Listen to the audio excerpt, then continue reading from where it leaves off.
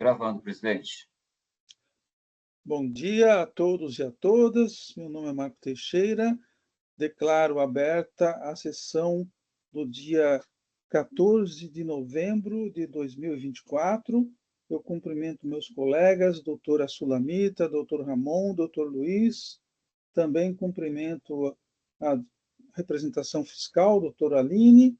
Cumprimento também os ilustres patronos presentes e o nosso apoio técnico, o Oswaldo Rocha, e vamos iniciar a sessão com o primeiro processo, é o 5024162, da Acobele Cosméticos Limitada.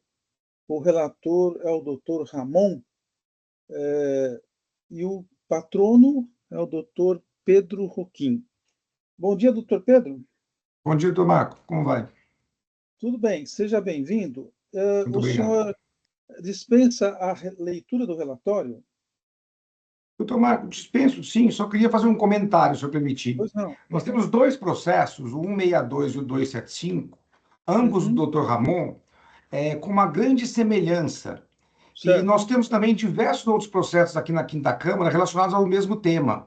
E eu só Certo. gostaria de se o senhor prefere fazer o julgamento conjunto ou separado dos casos. Eu prefiro fazer separado. A gente vai Não há faz problema. O senhor faz a sustentação oral desse processo, né? Depois a gente faz o outro, e daí a gente vai verificando no julgamento final, né? Se a gente pode julgar todos concomitantemente, certo? Mas pelo menos a nível de sustentação oral, vamos fazer individualmente.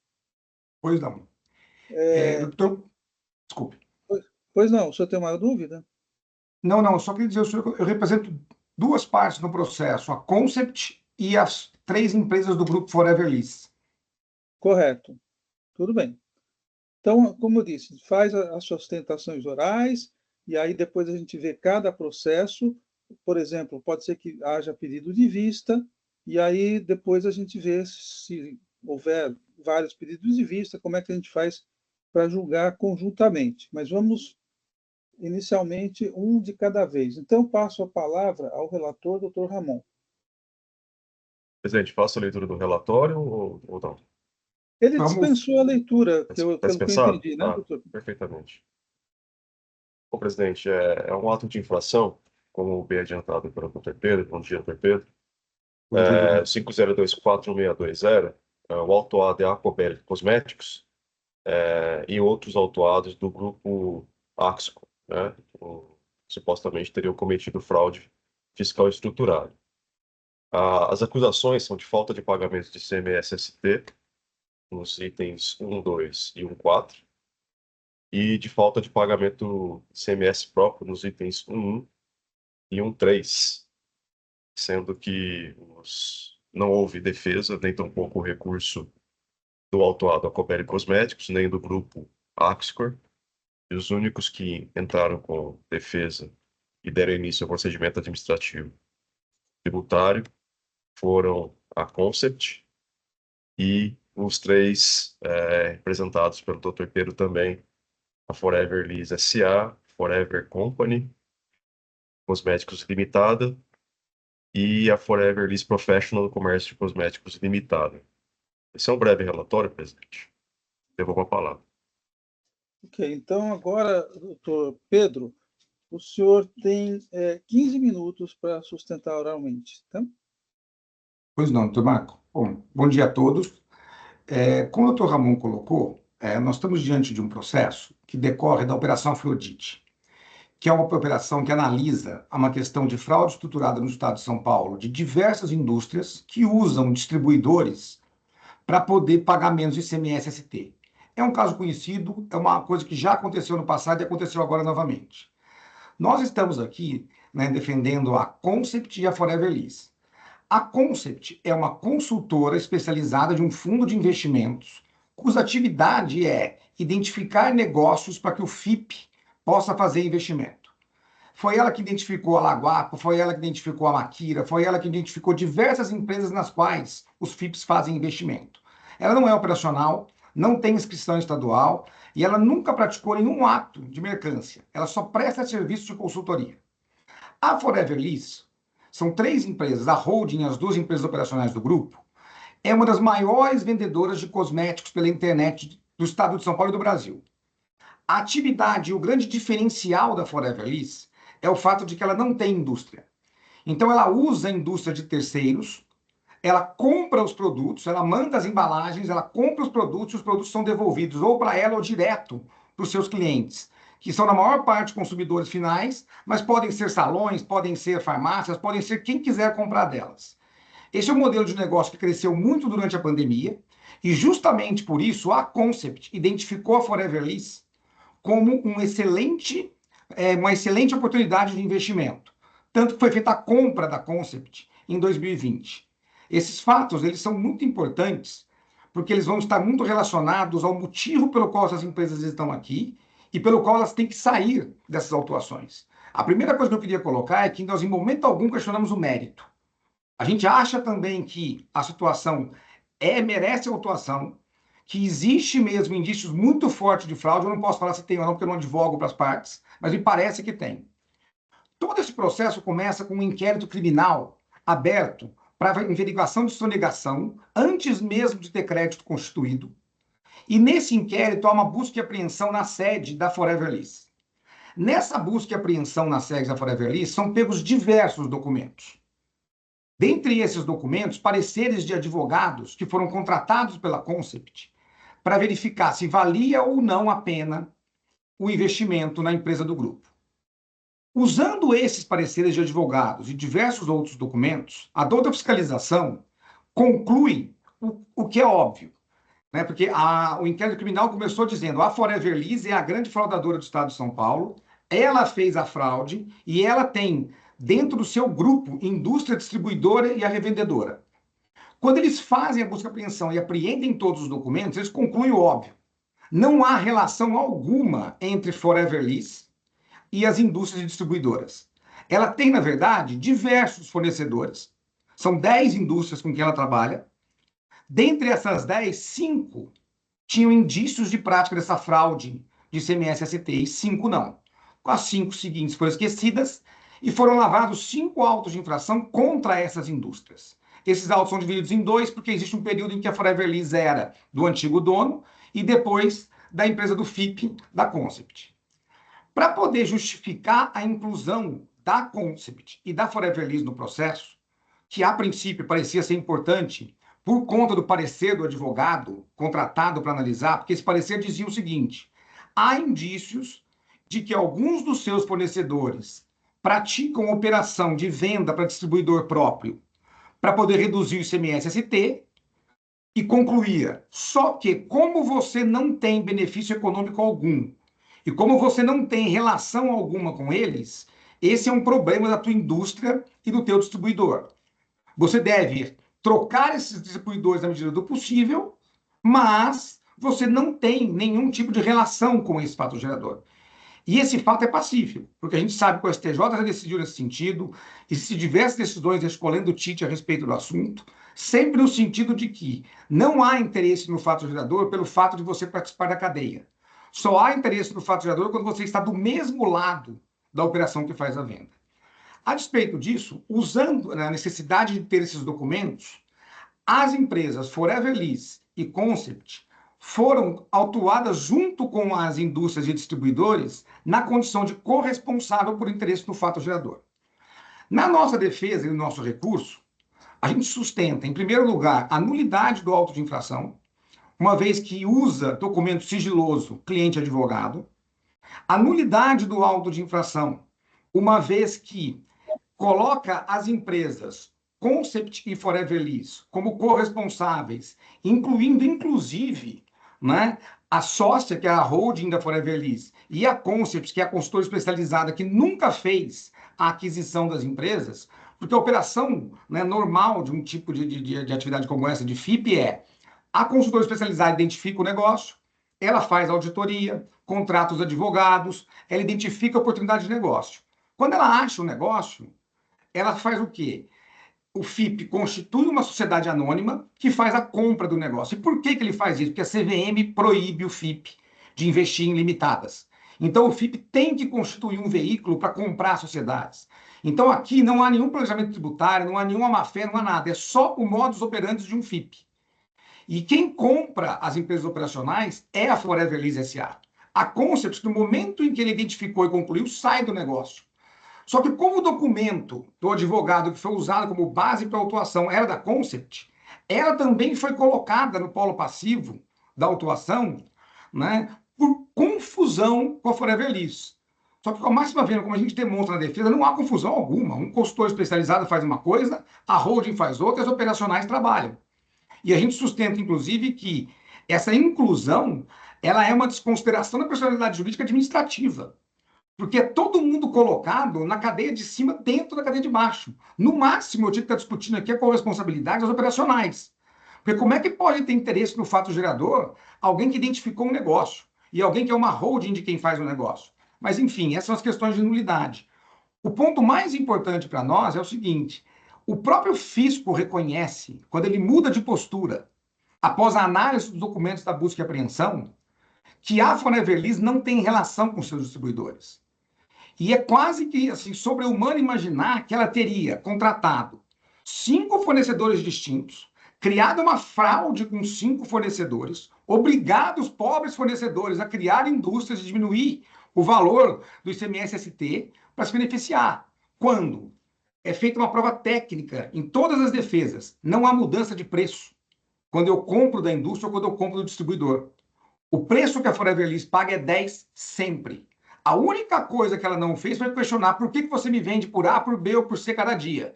E ela não faz isso por quê? Porque ela não tem relação, ela não tem ingerência, ela não tem responsabilidade de fiscalizar essas empresas. E o que é pior, nós estamos sofrendo 5 autuações das operações feitas com a Forever Lease, mas as empresas do grupo Axpor continuam trabalhando no estado de São Paulo. Elas têm um site, elas fazem venda, vendem para terceiros, ou seja, elas têm uma atividade totalmente segregada da Forever Lease. O que é mais uma prova de que eles não têm relação comigo. Eu simplesmente compro produtos. Além disso, a gente fez uma demonstração técnica de ausência de variação de preço. Nós fizemos uma demonstração técnica de que nós temos outros fornecedores. E nós fizemos uma demonstração técnica muito importante nesse caso, no sentido de que, no momento em que a Forever Lease é comprada pelo FIP, começa um processo de troca de fornecedores. Só que é evidente que esse processo não pode ser feito do dia para a noite. Por quê? Porque esses fornecedores possuem as fórmulas dos produtos. Esses fornecedores têm embalagem guardada com eles. Esses fornecedores têm uma série de informações comerciais que interferem nessa troca. Ela tem que ser feita gradativamente, tem que ser desenvolvido um produto semelhante com outra pessoa, a pessoa tem que fazer, é um shampoo, é um cosmético. De novo, o modelo de negócio da Forever Lease, que foi o que fez o fundo querer investir, é ser uma empresa de cosméticos sem indústria. Ela é uma revendedora. Ela tem diversos fornecedores no estado de São Paulo, no estado de Minas, no Brasil inteiro. E ela usa esses fornecedores para isso. Eles fazem e muitas vezes entregam até direto para ela.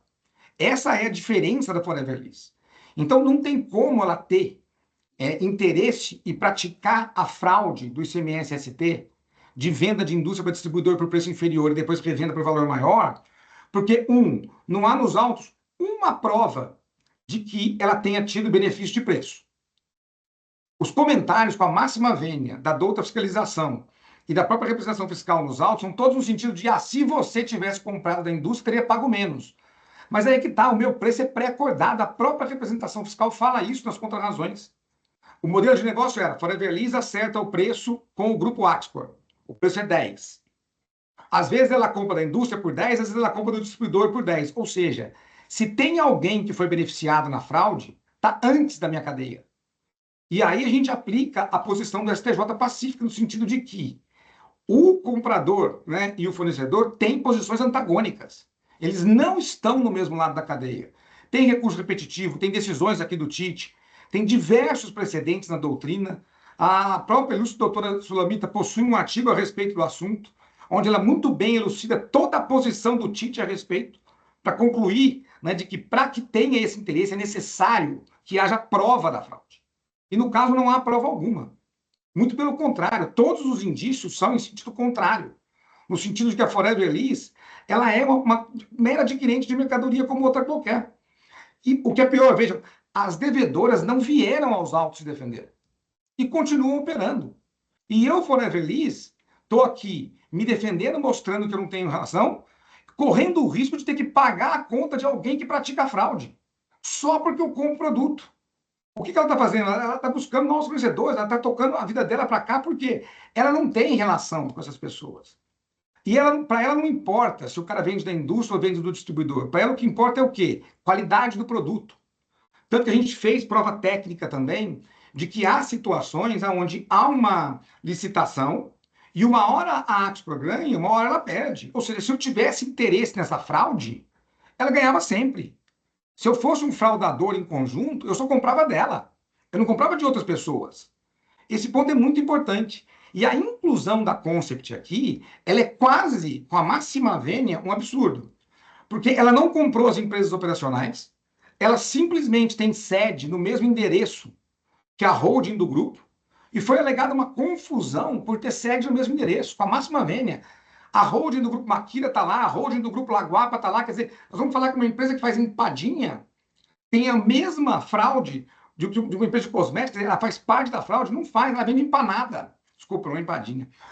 Ela vende empanada. Então, assim, com a máxima vênia, não há como colocar a Concept aqui em hipótese alguma, porque ela não tem nem inscrição estadual.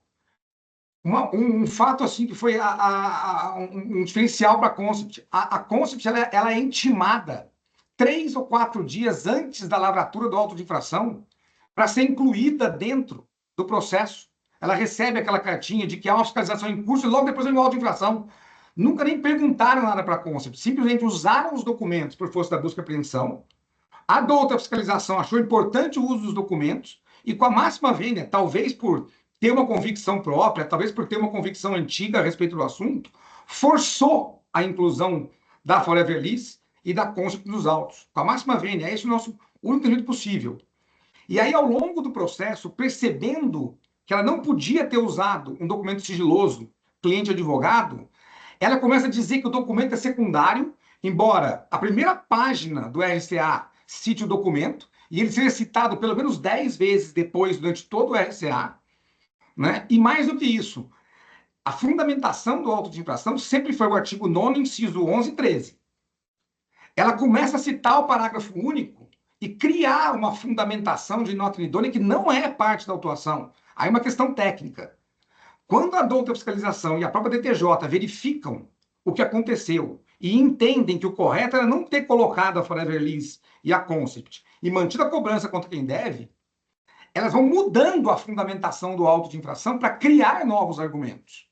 A folha 1 do auto de infração é evidente. Embaixo do nome de cada empresa está o artigo 9º, 11 e 13. Não tem menção ao parágrafo único, não tem menção ao 195 do CTN, não tem menção a nenhum dos dispositivos citados pela DTJ e nas contrarrazões da ilustre representante fiscal. Ou seja, não há discussão acerca do parágrafo único aqui nos autos. E isso é criado para quê? Para poder fundamentar a inclusão por nota inidônea, para tentar quebrar, né, a demonstração cabal feita na defesa, no sentido de que é impossível, né, ter interesse no fato gerador quem é o mero adquirente de mercadorias.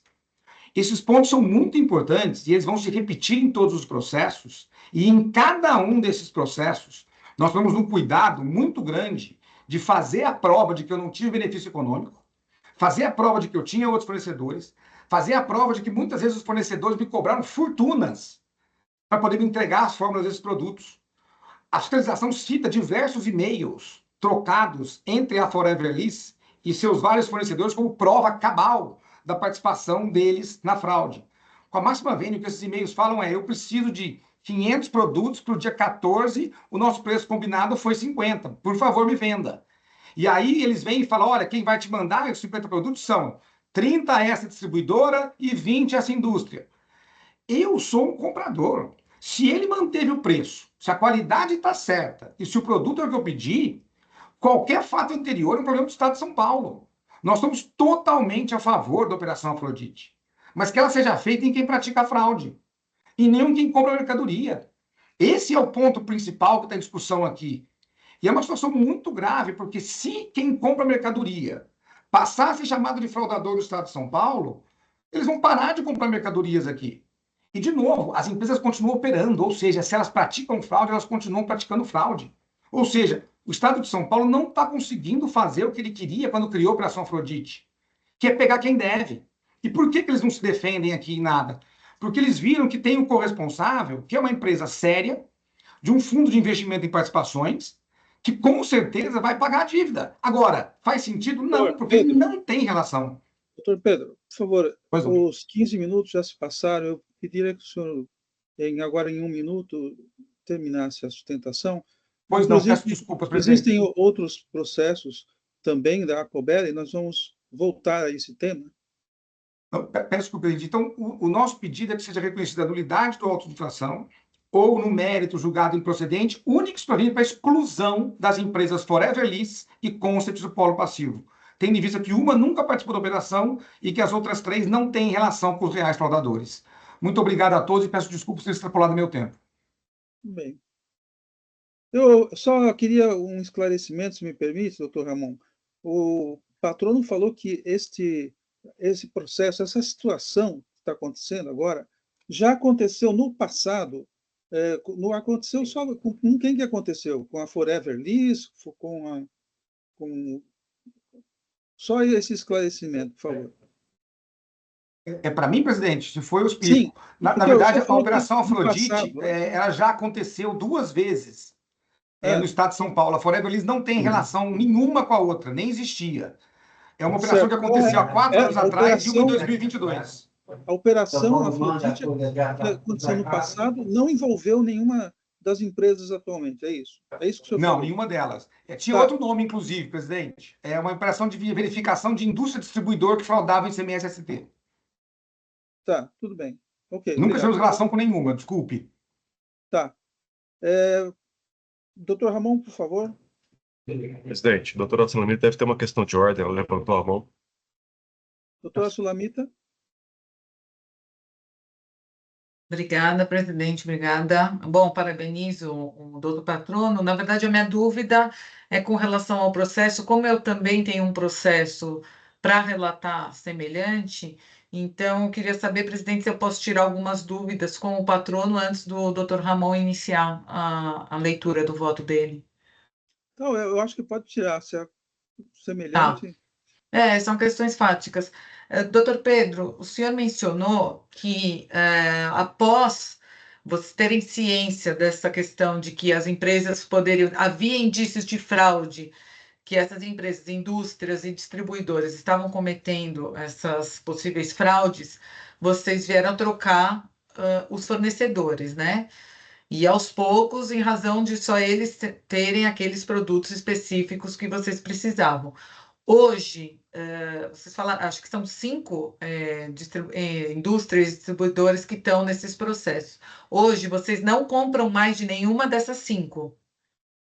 Hoje, nós compramos menos de 4% da produção de uma delas, que é uma fórmula que não conseguiu desenvolver um shampoo específico, que não foi possível desenvolver em outras pessoas ainda. Todos os demais fornecedores foram trocados. As empresas do grupo Axcor não há operação alguma com nenhuma delas, desde até, acho que um pouco antes das autuações. Tá, e tudo isso está comprovado nos autos? Tudo isso está comprovado nos autos. A gente faz a demonstração com gráficos ao longo do processo, onde a gente mostra o que eles compravam e vendiam, de quem a gente compra hoje, e vai demonstrando toda essa redução de fluxo, né, de compra dessas pessoas. E essas empresas das quais vocês compram hoje não têm ligação nenhuma com essas outras 5 empresas autuadas? Nenhuma. Não é que a gente pegou o sobrinho do querativo. Não há relação alguma. Tem empresas fora de São Paulo, tem empresas no Brasil inteiro que foram colocadas no lugar e empresas de São Paulo também que foram colocadas no lugar dessas. E os preços de aquisição são similares? A gente tem empresas onde a gente compra direto da indústria por preço até inferior ao preço praticado por essas empresas.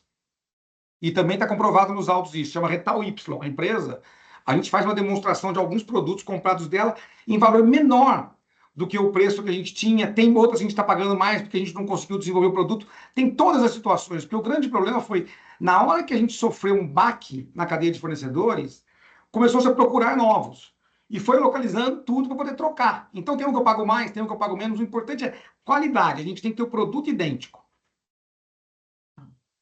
Bom, eu estou satisfeita. Obrigada. Uhum. Então, doutor Ramon? Obrigado, presidente. Parabéns, doutor Pedro, pela sustentação oral, bastante objetiva, delimitou bastante os pontos que são controvertidos no auto. Só um comentário antes de iniciar. Tem alguns questionamentos, presidente, se o senhor permitir, doutor Pedro, e Uhum. já adianto que não trouxe voto, doutora Sulamita, na medida em que, no decorrer do relatório, me deparei também, assim como a senhora, com algumas dúvidas, e talvez seja essa oportunidade de nós sanarmos ela, até porque temos outros autos, aparentemente, na Câmara, e talvez os 15 minutos não tenham sido suficientes, doutor Pedro, nessa oportunidade, mas o senhor vai ter outras oportunidades de esclarecê-los também. Então, presidente, só partimos da mesma premissa e uma premissa verdadeira, o doutor Pedro comenta que não há nos autos a acusação de nota inidônea. E eu rememoro aqui que já no relato da inflação de todos os itens da acusação, é expressamente citado que os documentos foram desclassificados nos termos do artigo 184, inciso 13 e 10, 3 e 10 do RIC. Então, assim, a desclassificação da documentação, embora não seja aquela acusação comum de recebimento de mercadoria sem documentação fiscal, né? Mas a desclassificação dos documentos, de fato, ocorreu. Doutor Pedro, o senhor cita de fato, o senhor dedica bastantes folhas do seu recurso com relação às provas supostamente adquiridas de um escritório de advocacia, né? O senhor menciona ser um parecer. Pelo que me consta, me parece que serão slides, né? E, no próprio recurso, o senhor cita aí, seriam slides de um eventual parecer. Então, de fato, o parecer não foi apreendido, aparentemente, seriam apenas slides. E aí eu questiono o senhor se existe algum procedimento judicial, porque em vários momentos o senhor cita que essa questão será debatida em uma esfera própria, se já há algum procedimento judicial questionando essa prova ilícita, suposta prova ilícita do processo administrativo. Assim, doutor Ramon, eu não sei a situação dele, mas dentro do inquérito criminal, as empresas questionaram o uso dessa documentação e estão em discussão sobre a correção ou não desse procedimento que foi feito. Tá, esse inquérito ele é sigiloso, doutor Pedro? O Esse senhor cita inquérito é ele... sigiloso, ele é Ah, tá, o senhor sigiloso. cita. Uhum.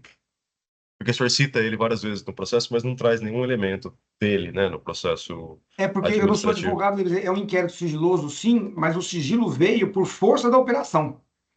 O Entendo, é sigilo um sempre sigilo existiu por fiscal, conta tá? disso. Por causa do sigilo fiscal, então. E o Estado é parte do inquérito. É, Entendi. Então, essa questão está sendo discutida na esfera criminal, então no procedimento Exatamente. de Esse investigação uso e preliminar. a abertura do inquérito, porque acho que os senhores sabem, o fundamento é muito simples.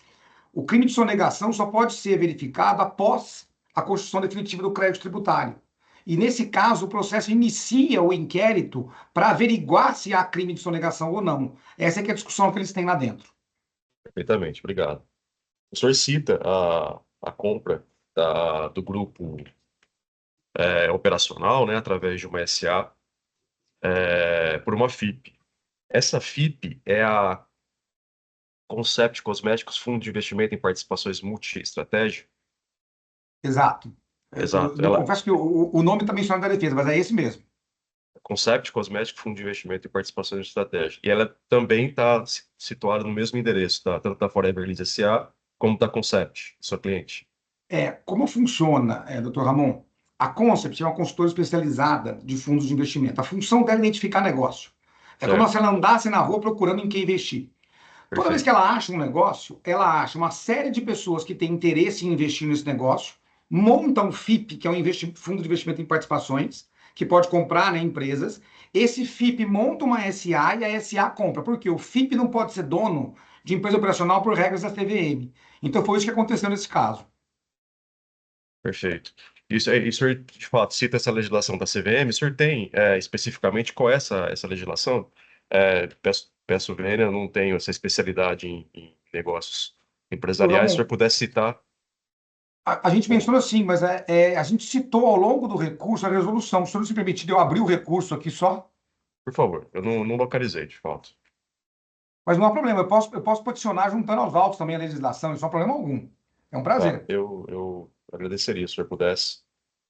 E a acusação com relação à Concept, especificamente, se o senhor permitir, enquanto o senhor vai abrindo o recurso, é de que ela teria adquirido, de fato, as operacionais, né, através da SA, né, num contrato com cláusula suspensiva, inclusive, segundo a alegação do senhor, por conta da legislação da CVM. E a fiscalização diz que os recursos utilizados para a aquisição, das operacionais foi da Concept.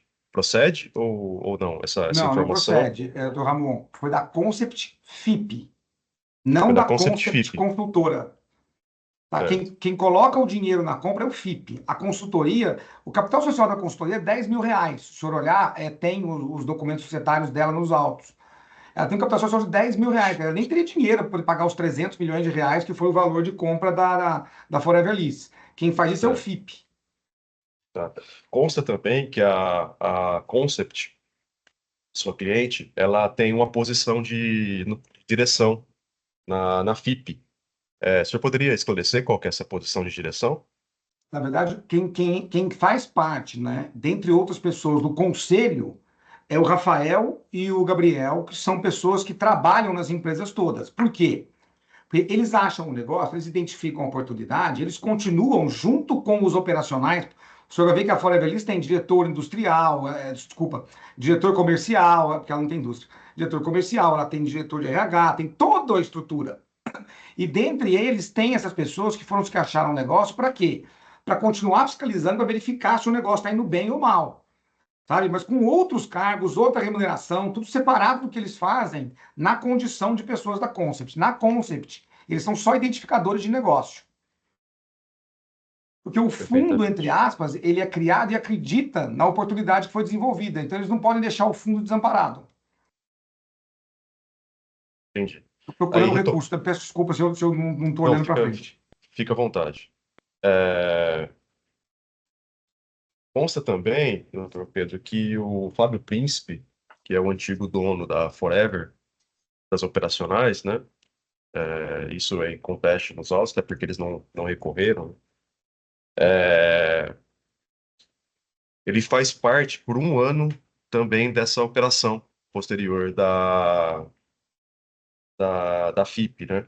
Da empresa que adquire as operacionais.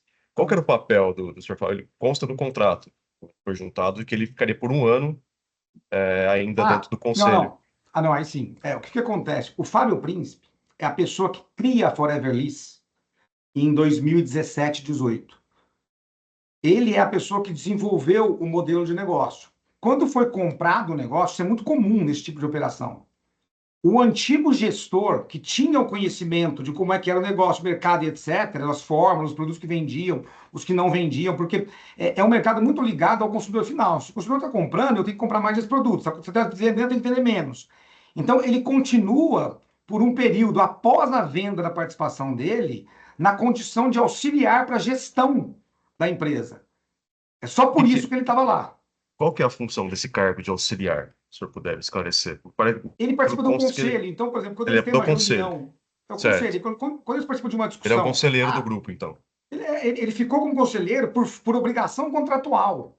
Sim. Tá? Quando ele vende a participação dele, é acordado que, olha, tudo bem, você pode vender, mas você não sai daqui do dia para a noite. Eu preciso que você fique aqui para me ajudar a continuar o negócio. E aí, na hora em que a Concept entende, continua o negócio e a prova, ele sai lá de dentro. É por isso que ele continua na condição de conselheiro. Mas isso é uma prática muito comum. Toda vez que você compra um negócio que tenha muito específico e que você não é do ramo, você mantém a pessoa que era do ramo para que ela te auxilie a entender esse negócio e tornar ele operacional segundo as suas métricas. Mas isso não quer dizer que não teve uma modificação de gestão. A gente prova nos autos também, doutor Ramon, o senhor vai ver, essa modificação de sistema de qualidade, licitação para compra de produtos. Isso tudo está demonstrado como metas das diretorias que a gente tinha logo após a entrada do fundo. Por quê? O fundo sempre tem uma gestão muito mais padrão Faria Lima do que padrão interior, pessoa física gerindo um negócio. A cabeça do fundo eu descobri um bom negócio, eu preciso tornar esse negócio de fato lucrativo, porque o fundo não quer ser dono de empresa de cosmético. Ele quer comprar ela por 100 e vender por 200. Então, a função dele é melhorar o processo para poder fazer a venda posterior. Perfeito, perfeito. Doutor Pedro, o senhor cita, então, da documentação ilegal, né? Seria exclusivamente, então, esses slides, só para pontuar, para eu poder delimitar o escopo dessa argumentação que o senhor fez, seriam esses slides do escritório de advocacia Graça e Couto, né? Salvo engano. Escritório de advocacia Graça e Couto. O Graça que Couto. acontece, doutor Ramon? De fato, são só slides, mas o fato é que o slide está analisando a operação do ponto de vista jurídico, e aí o ponto mais importante para mim não são nem os slides, porque eles não me incomodam tanto. O que incomoda é a douta fiscalização com a máxima vênia. Ela usa a parte em que fala que é indício de fraude, mas ela esconde a segunda página, aonde está dito, não, você não tem benefício, você não participou, você não tem interesse nenhum, logo você não tem que responder. Eu acho que seria fair usar o slide como um todo, e não pegar um trecho dele para transformá-lo num documento que diz que eu sou parte da fraude. Entendi, perfeito, perfeito. Presidente, eu tô satisfeito. Eu vou pedir para o senhor devolver o processo para o relator, para eu poder concluir a voto. Eu já fiz o relatório, me deparei com essas questões e precisava analisar com mais cuidado. Como todos percebem, é um caso bastante complexo. Pois é, doutor Pedro. Sim. Doutor Ramon, eu posso lhe juntar a decisão via petição nos autos? É só porque eu estava abrindo, depois eu parar para responder suas perguntas e eu não abri o recurso ainda. Só peço desculpas por isso. Essa petição já está nos autos, presidente. Sabe por quê? Já, Doutor eu acho Pedro, que sim, porque é uma eu resolução teria que CVM, mas abrir eu vista junto. eu teria que abrir vista. Se não tiver, eu vou pedir para o senhor não juntar, porque eu vou ter que abrir vista para a representação fiscal se manifestar também. Ah, Então, só se o senhor já tiver certeza que tiver nos autos. Se não tiver, não, eu não é uma tenho sim. questão assim que me faz tanta relevância, porque eu posso localizá-la.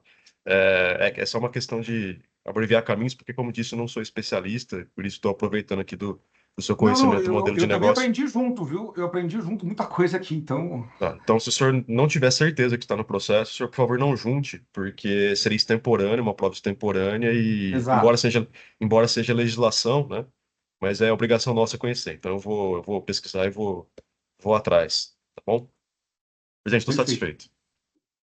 Ok, então, em relação ao processo 5024162, então o processo foi devolvido para o relator e Presidente, oportunamente voltará, pela certo? ordem, a doutora Sulamita pede a palavra. Pois não, doutora Solanita? Obrigada de novo. Só que me surgiu uma outra dúvida, antes, só para a gente finalizar, de uma questão, as operações seguintes. Por exemplo, a Forever Liss, ela compra, ela é contribuinte de ICMS e ela compra para revenda para consumidores finais, é isso? E aí tem o devido destaque do imposto ou não? Ela compra para revenda para consumidor final e para outros também, mas como tem o ICMS-ST, né, ela não tem que fazer pagamento do imposto. Ah, tá bom. Já tinha sido tudo retido lá atrás, É. quando para a A, distribuidora. a grande questão é a indústria vende mais barato, paga menos ICMS-ST e a distribuidora vende pelo preço acordado. E aí é que gerava o problema. Tá certo. Bom, então eu vou passar agora para o próximo processo, que na realidade trata da mesma operação, que é o 5024-275 da Axcor Cosméticos Limitada. O relator é o Dr. Ramon. O senhor dispensa a leitura do relatório? É a mesma Lógico. operação, né? Então, o Dr. Ramon também, eu passo a palavra, né? E a acusação já adianto que é similar, né? Dr. Ramon? Obrigado, presidente. Eu estou alcançando vocês, estou entrando no processo aqui, Uhum, mas como o senhor mesmo adiantou, é a mesma operação, tá? uhum, A única coisa que muda é que a indústria autuada é diferente. Então, uhum, ao invés da Aquabel, nós temos aqui como autuado a Axcor Cosméticos Limitada, e como solidários também a Forever Company Cosméticos, os clientes do Dr. Pedro, Forever Liss, cliente do Dr. Pedro, Forever Liss S.A. e a Concept, além da Irani do Irani Rielo Gomes e do Alexandre Pérez Coelho. As acusações também são por falta de pagamento, de ICMS no item 1, falta de pagamento de ICMS também no item 2 e falta de pagamento do ICMS ST nos itens 3 e 4, salvo engano, presidente. Só confirmar.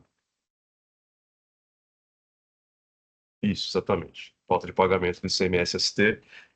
São idênticas as acusações, basicamente, mas a indústria produtora, fornecedora dos autuados e responsáveis solidários, no caso, que muda. Então, esse é um breve relato, presidente. Ok, então eu devolvo agora a palavra para o doutor Pedro, né? E também para esse processo, né? Nós estamos analisando individualmente, então o senhor tem 15 minutos.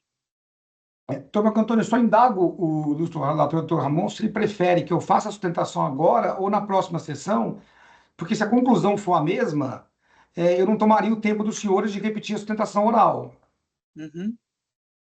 Sim.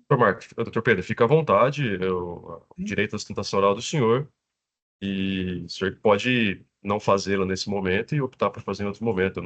Isso não vai interferir na ordem da votação, vamos dizer assim. Então, fique à vontade, o senhor que decide.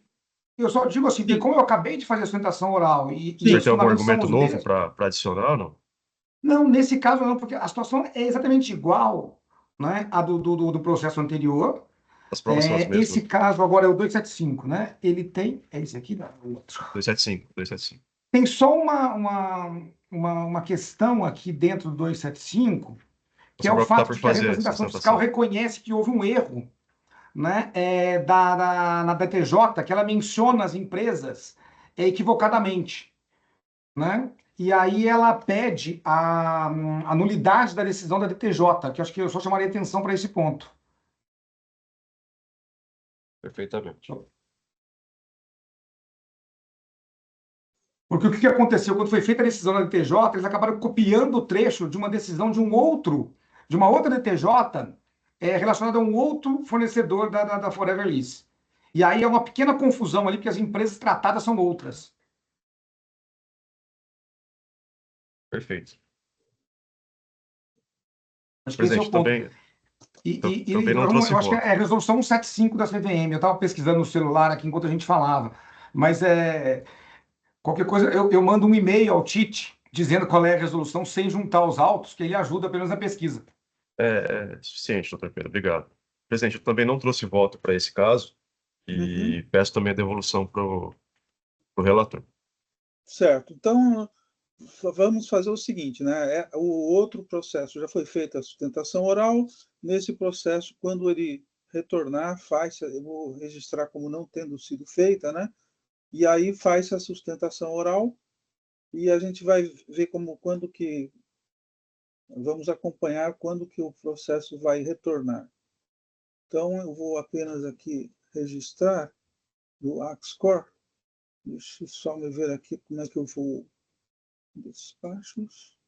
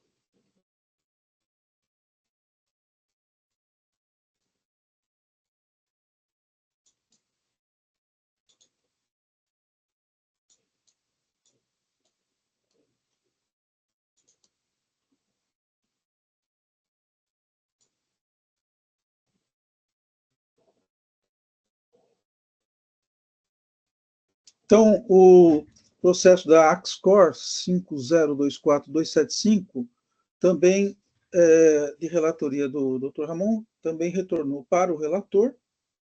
E então, doutor Pedro, eu agradeço a sua presença e oportunamente os processos vão retornar para a pauta. O senhor fica acompanhando na publicação, tá? Pois não. Presidente, posso, pela ordem, só fazer um último comentário? Há um processo de relatoria de Vossa Excelência na quinta-feira que vem. Eu posso pedir para retirar de pauta, para que a gente aguarde o doutor Ramon?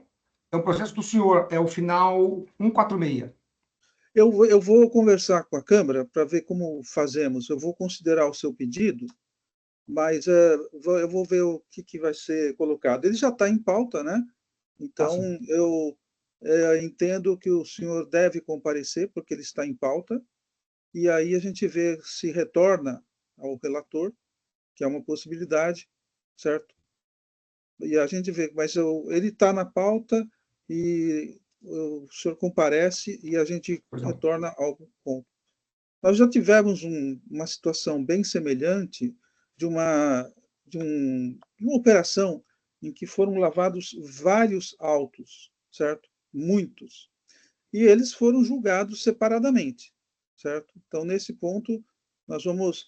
E é claro que aí na sustentação oral teve essa situação em que fazia o primeiro processo, depois, e os outros já tinha sido até feita a sustentação oral, de forma que, quando colocasse em julgamento, até se dispensava a sustentação oral. Então, nós vamos jogar cada processo separadamente. Perfeito. O que pode acontecer, a gente entender aqui, que é isso que a gente precisa ver na Câmara, no decorrer de cada processo, surgem os, digamos assim, pedidos de vista, né? E aí, havendo pedido de vista, é salutar que se junte o maior número de processos, né, para julgar. Mas, de forma alguma, a gente está amarrado a julgar todos de uma vez só. Lógico. O que eu acho bem salutar, né, que até com experiência nesse outro processo, olha, tem uma situação. E aí a Câmara vai formando uma convicção, não, alguns acham de um jeito, outros acham de outro, né? E aí vai se tirando esse posicionamento, faz-se uma sessão dentro da Câmara, né, de todos os processos em que já foram colocados em pauta, independente que haja ainda outros processos que poderão ser colocados em pauta, certo? Então, nós já passamos por isso no TIT, nós temos essa jurisprudência e podemos ver como vai ser a forma, digamos assim, mais eficiente, né, tanto para o contribuinte quanto para o fisco, né? Não, Mas está perfeito, doutor Marco. É sempre assim, deixando bem claro que cada processo será julgado separadamente, tá? E aí, eventualmente, podemos fazer uma sessão com 2, 3 processos, mas não estamos amarrados a isso. Não, perfeito, Marco. Nem queria, só quis mencionar para não deixar de faltar com essa informação. Certo. Então, nos vemos a semana que vem. Com certeza, é um prazer novamente. Muito Se obrigado o a senhor quiser todos. também permanecer em sessão, fique à vontade. Muito gentil, muito obrigado. Ok. Com licença. Então, muito obrigado a todos, um bom dia. Ok. Vamos passar, então, para o próximo processo com sustentação oral, que é aqui o 4125605, Voestalpine, Boller Welding Soldas do Brasil Limitada. O relator é o Dr. Luiz e o patrono é o Dr. Alessandro. Doutor Alessandro, bom dia. Olá, doutor Marco, bom dia, tudo bem? Tudo bem. O senhor dispensa a leitura do relatório? Dispense sim, doutor. Então, eu passo a palavra ao doutor Luiz, o relator.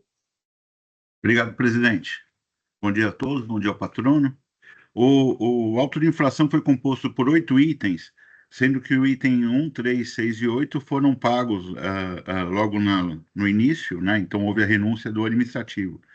Então nós temos o item 2, falta de pagamento de ICMS-ST por não ter escriturado regularmente notas fiscais de emissão de estabelecimento. O item 4, quitamento indevido do imposto referente ao ICMS destacado em notas fiscais emitidas pelo estabelecimento para acobertar operações de venda, de devolução de venda. O item 5. Creditamento indevido do imposto referente ao ICMS-ST, destacado em notas emitidas pelo estabelecimento para acobertar a operação também de devolução de venda. E o item 7, falta de escrituração de documentos fiscais relativos à entrada de mercadorias no estabelecimento, sendo que já encontrava escrituradas as operações no período. Esse é o resumo da acusação, presidente. Obrigado. Passo a palavra, então, ao doutor Alessandro. O senhor tem 15 minutos. Muito obrigado, presidente. Pretendo não usar tudo isso, não. Pretendo ser breve e objetivo aqui, até porque esse caso ele já teve, salvo engano, 3 baixas em conversão de julgamento em diligência, né? Então, ele está há bastante tempo aqui dando trabalho para os doutores, né? Bem objetivamente aqui, presidente, nobre relator, a minha citação oral aqui tem como objetivo, exclusivamente, tentar fazer um resuminho do que ocorreu. O auto de infração, como bem disse o relator, tinha vários itens, salvo engano, 8 ou 9 itens, né? Dos quais, inicialmente, quando recebemos o auto de infração, identificamos que havia tido erro de apuração do ICMS por algum período, e erro humano, que acontece, né? A gente troca o time fiscal algumas vezes, né? E isso acaba acontecendo exatamente por conta de também, muitas vezes, a nossa legislação não ser a mais simples de ser interpretada, né? Então, às vezes, a gente erra, e é comum. Assumimos o erro e recolhemos aquilo que entendemos que estava, de fato, constando como erro de apuração no nosso ICMS. No entanto, outros 4 pontos ficaram em defesa e viemos aqui, insistimos bastante nesses pontos. O resumo final, que entendo eu, e talvez tenha ficado um pouquinho de dúvida, por isso a minha citação oral, do nobre auditor fiscal de renda, o senhor Sérgio Stage, que ele é o último a relatar aqui a diligência fiscal que terminou recentemente. Tá? A gente ficou com 10 notas fiscais aqui pendentes de análise. As outras todas foram até admitidas pelo próprio fisco, que de fato não faziam sentido a manutenção do auto de infração.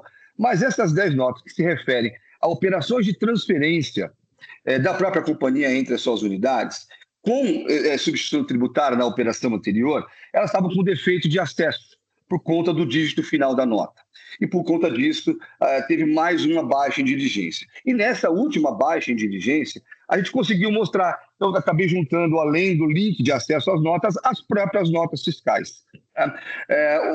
E ao relatar, o fiscal, o senhor Sérgio, acabou terminando o texto do seguinte modo, peço vênia para ler. É importante frisar que o erro descrito no item 3 impede que se possa fazer análise de forma automatizada se as informações e os dados contidos no DFE, ou seja, no registro do livro fiscal da Fazenda, estão corretamente transcritos na EFD e ICMS, exigindo que tal verificação seja analisada manualmente. E aqui, talvez, por conta disso, eu entendi que pudesse gerar algum tipo de conflito de interpretação. Porque, de fato, tem um problema no campo do dígito, mas na verificação manual das notas, o fiscal pôde fazer a verificação e ele termina com a análise. Confrontando campo por campo de cada documento, com os valores levados à escrituração, realizada tal verificação, podemos afirmar que há correspondência entre os valores existentes nos DFE com os valores lançados na EFD, não tendo sido detectado erro do valor total do ICMS creditado através do lançamento dos dados contidos em tais DFEs.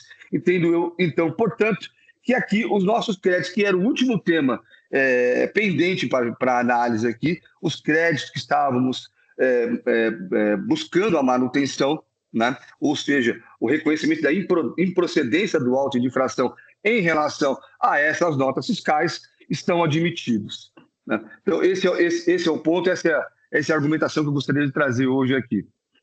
Agradeço, obrigado. Eu agradeço pela objetividade e passo a palavra ao relator. Obrigado, presidente.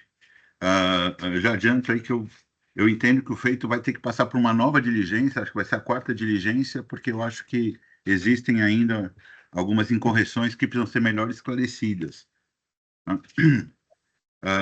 Eu vou passar a leitura do voto, já está registrado, no item no item 9, né? Na realidade, foram duas diligências. A intermediária, houve um problema de intimação do contribuinte, então baixou, subiu e voltou de novo, né? Então, cumpridas foram duas, né? Em que se pese ter havido duas diligências específicas, entendo que o feito não comporta julgamento neste momento, uma vez que há equívocos cometidos no atendimento das diligências, que tanto impedem a compreensão da matéria residual, lançamentos mantidos, como a própria operacionalização das conclusões apresentadas pelo agente de rendas. Mereceu muita reflexão os seguintes dizeres da recorrente. Aí ela fala sobre, inclusive sobre essas notas 10, que houve um reconhecimento tácito, né? Isso porque não há de se falar em reconhecimento tácito que recaía sobre exames técnicos de matéria de fato, uma vez que não se trata de hipótese legal que permita sua presunção, como, por exemplo, levantamento específico ou amostragem, mas a conclusão deflagrada pelo agente de rendas depois de estudar determinadas notas, aplicando os efeitos daí decorrente.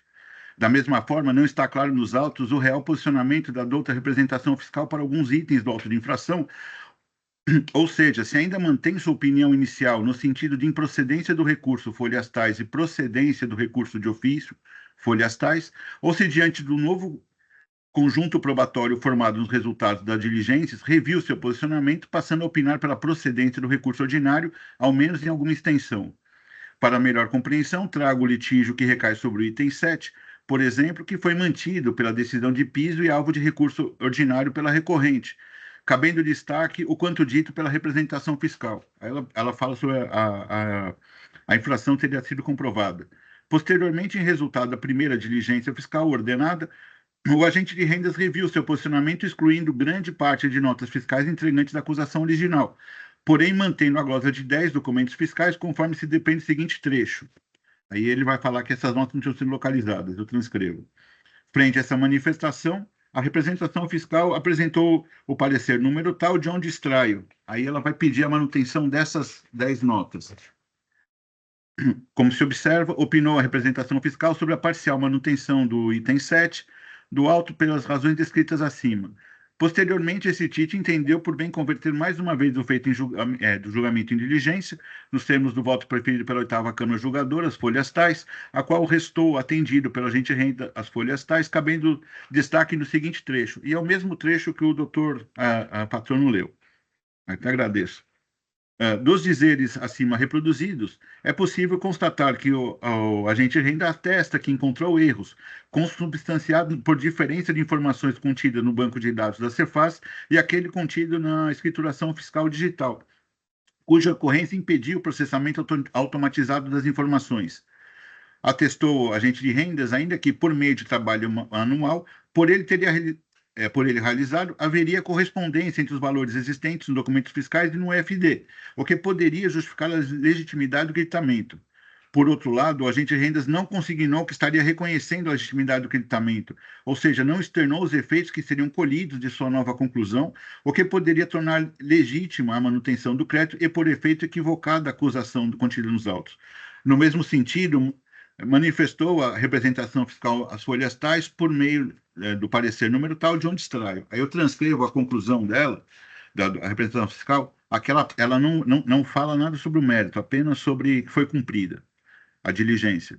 Como se observa, no que tange ao mérito do auto de infração, não é possível extrair da manifestação da representação fiscal a sua conclusão, uma vez que se limitou a atestar que a diligência havia sido cumprida. Em outras palavras, esse julgador não sabe se a representação fiscal estaria mantendo seu posicionamento anterior, folhas tais, entendendo que o auto seria improcedente nessa parcela, ou se, em virtude da falta de escrituração em relação a esses documentos fiscais, mantendo litigioso em parte o item 7 do auto, o que teria que ou se teria se conformado com as novas informações, opinando possivelmente pelo provimento do recurso ordinário sobre as notas fiscais descritas na segunda diligência. É fato, e, de fato, se de um lado parece inconclusivas a exposição do agente de rendas e da representação fiscal quanto ao desfecho da diligência realizada, também chamou a atenção deste julgador algumas possíveis imperfeições contidas na manifestação da autoridade lançadora que impedem, ao meu ver, o adequado processamento por ocasião do retorno dos autos à origem. Entendo também que não compete a este julgador corrigir e readequar os lançamentos remanescentes, transferindo documentos fiscais entre períodos de apuração lançados, apurando novos resultados, uma vez que tal competência é exclusiva da autoridade lançadora, caso assim entenda que deva proceder. Assim, julgo necessário o retorno dos autos à autoridade lançadora para que saneie as inconsistências descritas abaixo ou que esclareça as razões de eventual manutenção de suas anteriores conclusões, como única forma de ser possível o adequado enfrentamento da matéria, evitando os vícios processuais que nesse aspecto dispensam comentários. Eis as possíveis inconsistências apuradas por esse julgador, que clamam por maiores justificativas e motivações. Aí eu vou pegar o item 4.11. Segundo consta as folhas 2, o subitem 4.11 foi constituído pelo valor de 4.000. Acontece que, em resposta à primeira diligência fiscal, o agente de rendas determinou a exclusão de R$ 12.000. Com isso, o referido item permaneceria com saldo negativo de 8.500, ou seja, representaria, em última conta, o reconhecimento de crédito a favor do autuado, o que extrapola as competências desse TIT. Item 5.10. O mesmo fenômeno aconteceu em relação ao item 5.10, que originalmente foi lançado pelo valor de 4.000, sobre o qual o agente de rendas determinou às folhas 651 a exclusão de 6.500, acarretando a constituição negativa de cobrança no importe de 2.500. O item 5.18 sobressai também o item 5.18, incluído no auto primitivo pelo valor de 1.700, para o qual o agente de rendas determinou a exclusão de 1.900, resultando no lançamento negativo de 207.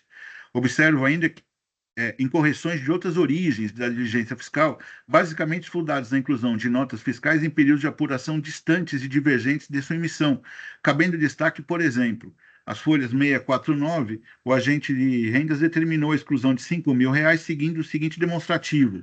Aí é de fevereiro e ele aponta uma nota de julho, apesar que a nota está com a data errada. Não me parece a melhor técnica determinar uma exclusão de notas emitidas depois de 5 meses do fato gerador, apesar de entender que a data atribuída na diligência para o referido documento fiscal está equivocada.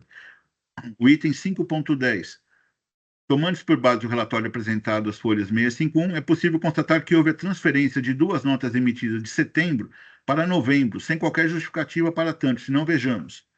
Aí eu destaco as notas. Ao que tudo indica, ao retirar os valores atribuídos para setembro, levando-os para o período de apuração correto, culminaria na eliminação deste subitem, bem como reduzindo o mês de setembro.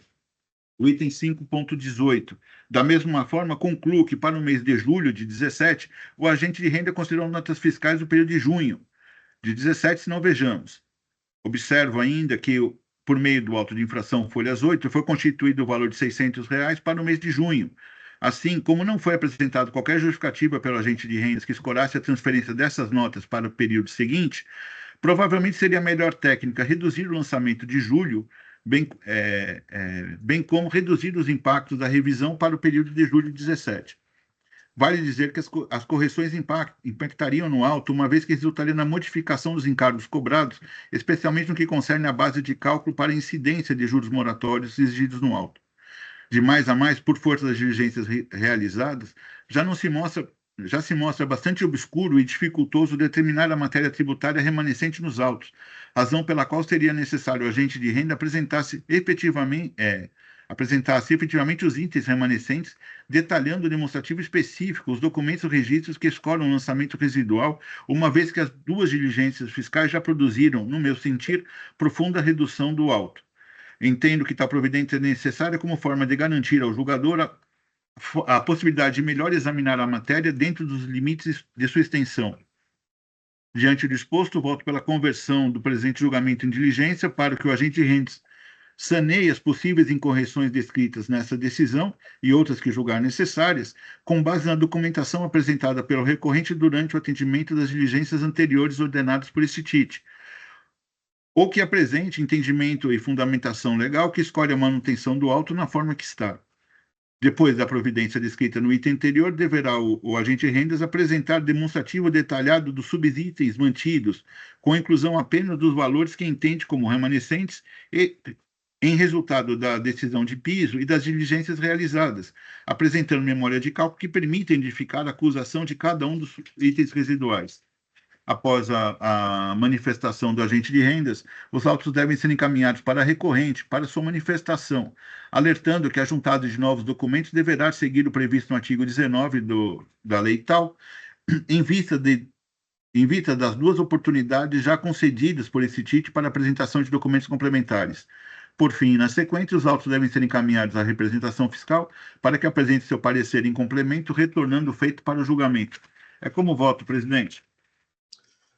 Agradeço os esclarecimentos do doutor relator. Eu coloco o processo em discussão. Então, eu tenho uma pergunta, doutor Luiz. Me parece realmente que as coisas aí precisam ser esclarecidas, né? Muitos pontos. Eu só vou ver se eu entender um ponto, né? Tem outros, né? Mas é aquele item 4.1, o fiscal, ele realmente conclui que houve um crédito, vamos dizer assim, ele não... Porque, veja bem, no mínimo ele deveria falar assim, ó, porque a acusação do item 4, se eu entendi bem, é creditamento indevido, certo? Isso, E ele isso. conclui que, na realidade, vamos supor, o creditamento foi devido, né? Isso aí, mas ele não conclui isso, certo? Ele simplesmente refaz, ele aceita as ponderações do contribuinte e refaz o cálculo, é isso? No item 4, ele glosa o crédito e dá o valor que ele está glosando. Aí o contribuinte apresenta as notas. Aí Isso. ele faz um cálculo dizendo, olha, então essas notas aqui terão que dar direito ao crédito. Só que quando ele Certo. coloca esse valor, ele supera o valor da Isso. acusação. Então, aí você teria considerado 100% legítimo Isso. o crédito e ainda sobraria uma sobra para o contribuinte. Aí daria Então, crédito. mas, não, eu sei, Daria... é que aí o senhor colocou muito bem que, veja bem, se existe um crédito a mais, né, que não foi considerado, isso não é aqui que se decide. Mas o fiscal, em nenhum momento, ele diz, então, porque a acusação do crédito indevido, então, deixou de existir. Isso não ficou explícito? Não, não Não. ficou. Só, me desculpa, só para... Claro. E a representação fiscal falou que tinha que ser mantido o item, mesmo com esse... A representação fiscal considerou legítimo, quando ela fez legítima, a conclusão do fiscal de fazer pesar essas notas na constituição do crédito, mas não Certo. analisou o impacto na acusação. Não analisou, não se pronunciou pela manutenção do item ou não? Não, ela concorda com o fiscal, ela fala deve ser, Concorda, deve mas o ser fiscal... pesado. mas o fiscal não foi explícito, né? Não foi Tá. explícito, e assim, confesso assim, que deu muito trabalho para identificar a matéria, tanto que o advogado, até porque nossa legislação é muito fácil de interpretar, ele coloca que tacitamente teria sido reconhecida a improcedência do auto, porque está muito difícil você determinar item a item o que está mantido. Foi uma movimentação muito grande do auto, e eu baixei as notas, tiquei tudo aqui para poder verificar. Tem vários pontos aí, né? Não é só eu só citei esse porque só para ficar claro. Assim, no item 7, que foi até alvo da sustentação oral do patrono, o fiscal ele fala, não pôde processar manualmente, mas olhando aqui tem coincidência, ponto. Mas ele não fala, vou excluir o crédito, considero, não fala nada. A representação fiscal também, quando apresenta sua manifestação, ela fala, foi atendida a diligência, retorna ao julgamento, mas também não fala se foi mantido ou não foi mantido.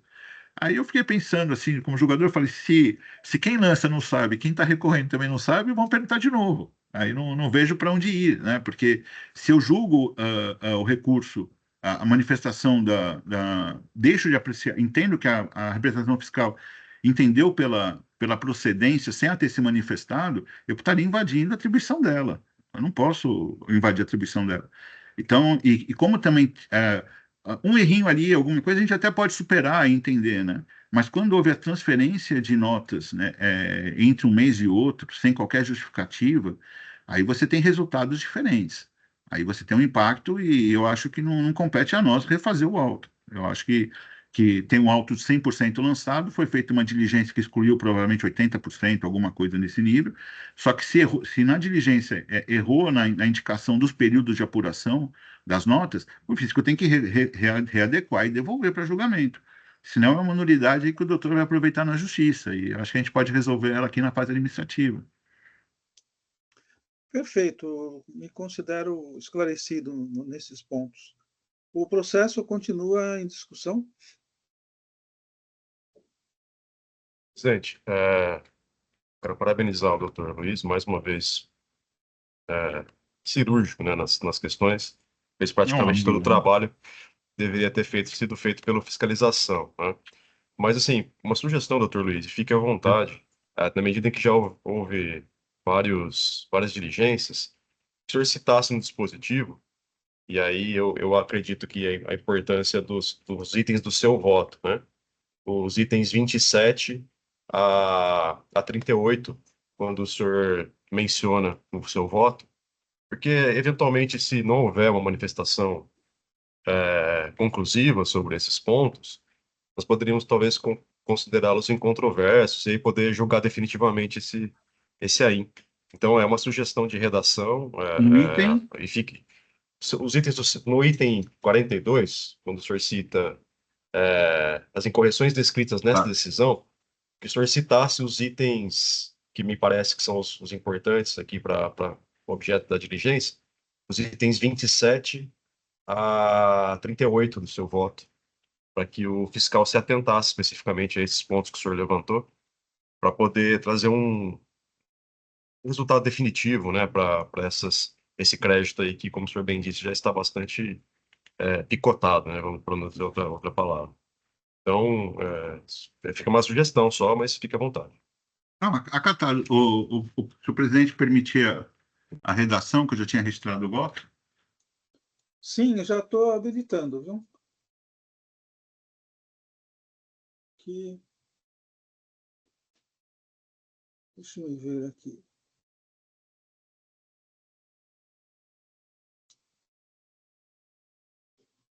Só que eu preciso de um botão para habilitar. Eu não sei se o senhor vai ter que pedir, que aqui eu não estou vendo habilitar a... Será que já confirmou o voto? eu Ele já confirmei. confirmou. Já gravou? Está gravado.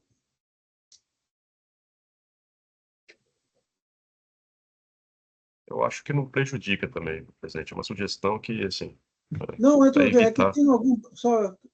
Habilitou, abriu. habilitou. Habilitar, peraí. Agora acho que o senhor consegue, né? Perfeito, perfeito. Ótimo, já.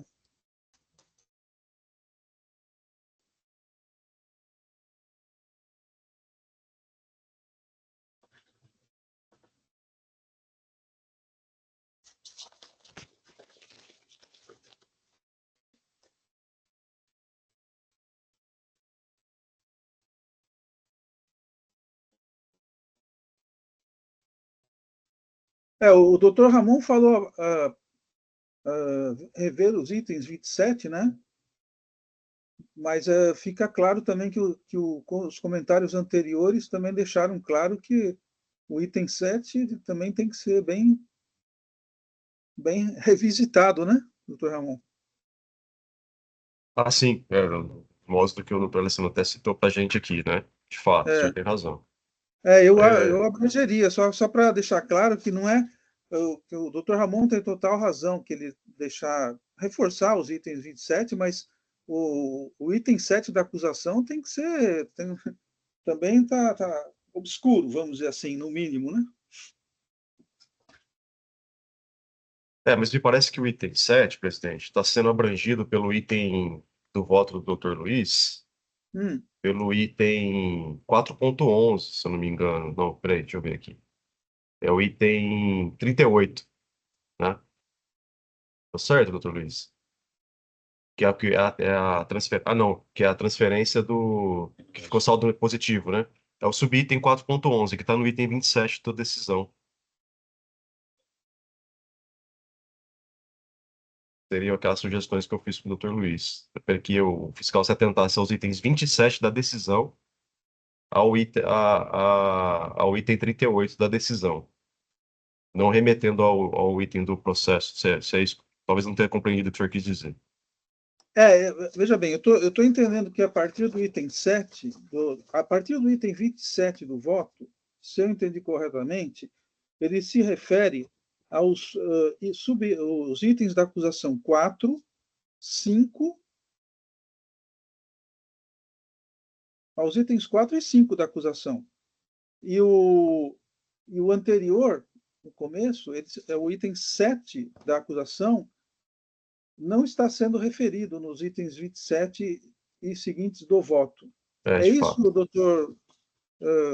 doutor Luiz? Então, ele está no item 27 do voto para frente, eles se referem a duas acusações.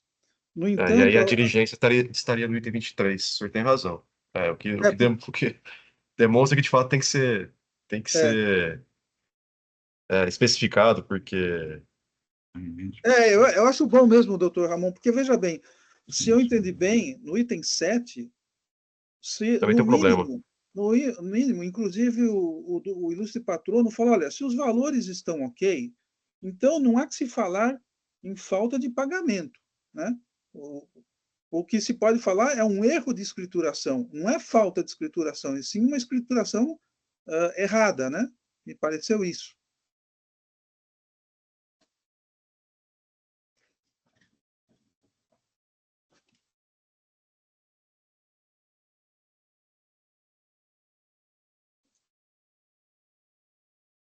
É isso.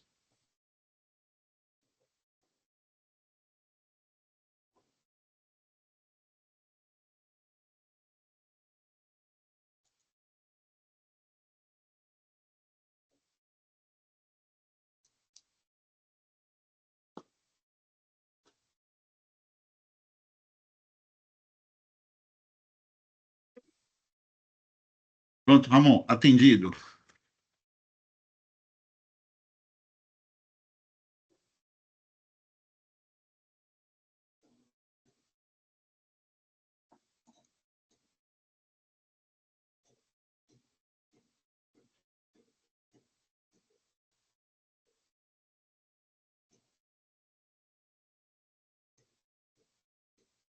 Então, eu coloquei, Ramon, diante do exposto pela conversão do julgamento em diligência, para que o agente de renda saneie possíveis incorreções aqui descritas, manifestando expressamente sobre as bases de cálculo descritas nos parágrafos 27 e 38 dessa decisão, bem como esclarecer os efeitos do item 7 da acusação por força do exame de provas, e outras que julgar necessárias. Satisfeito, doutor Luiz. Obrigado. Perfeito. Não havendo mais manifestações, vou encerrar os debates.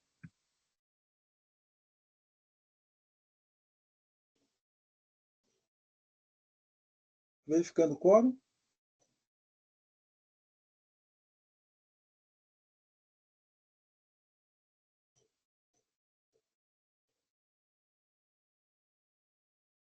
Votação iniciada.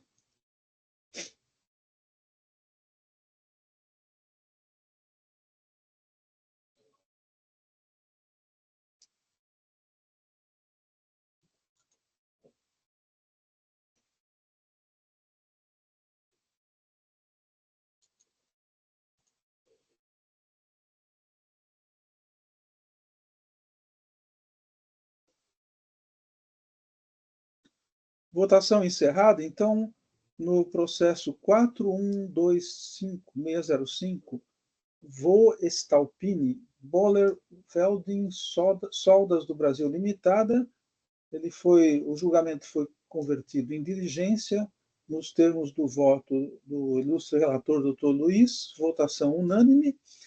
Doutor Alexandre, então agradeço a sua presença. Se quiser permanecer na sessão, fique à vontade. E se quiser se retirar, também fique à vontade. O processo, quando terminar, cumprida a diligência, retornará para a pauta.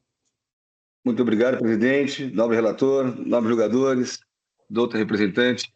Eu preciso agora ir, que tem mais uma missão. Muito bom. O nosso dia não para. Tchau, tchau. Okay. Bom dia de trabalho a todos.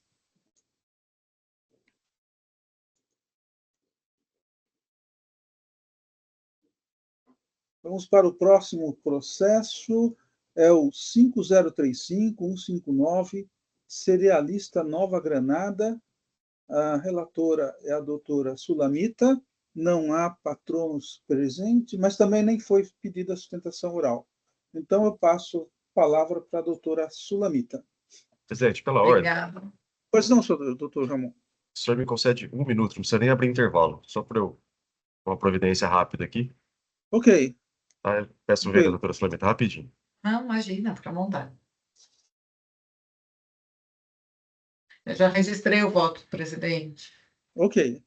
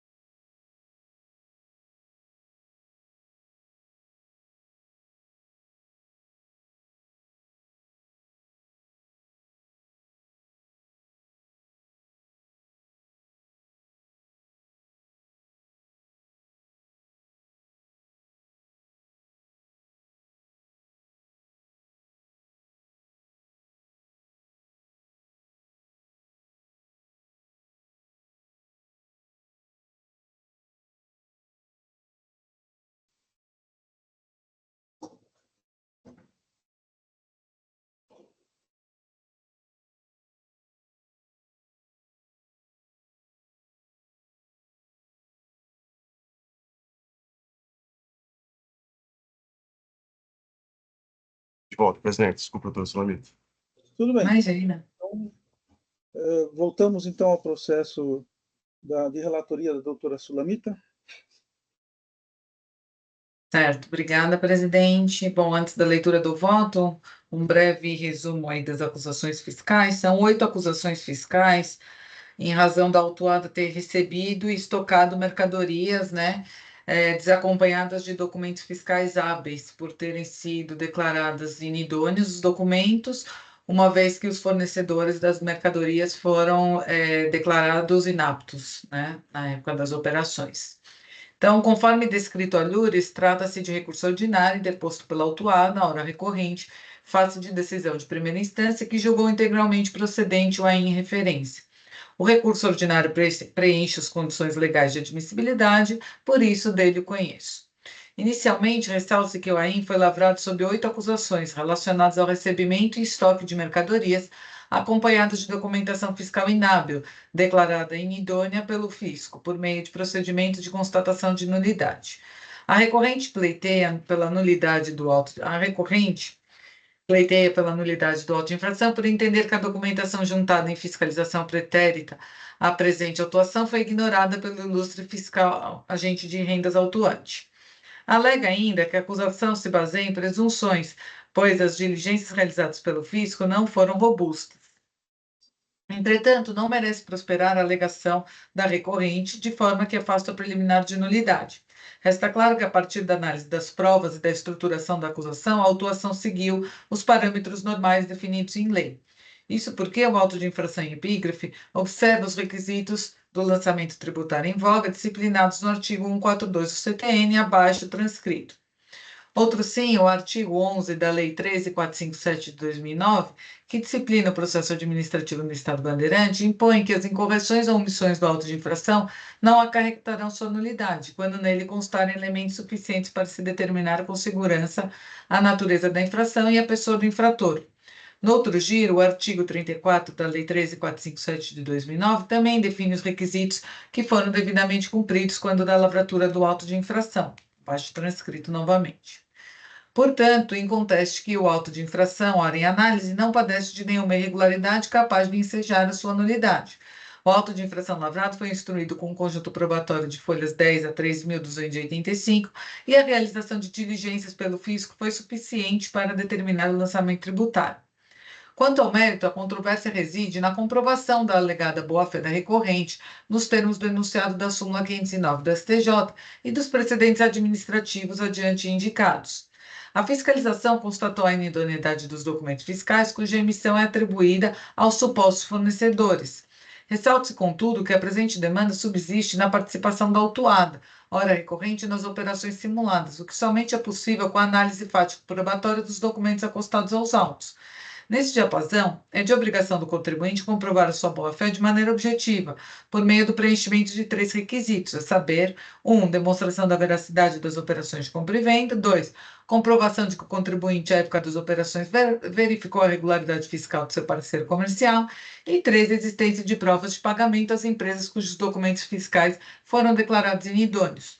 Para que se comprovasse a sua boa-fé, a autuada deveria apresentar um conjunto probatório formado por comprovantes de pagamento, tratativas comerciais, comprovação de transporte das mercadorias e verificação da regularidade fiscal do seu parceiro comercial, que não ocorreu no presente caso.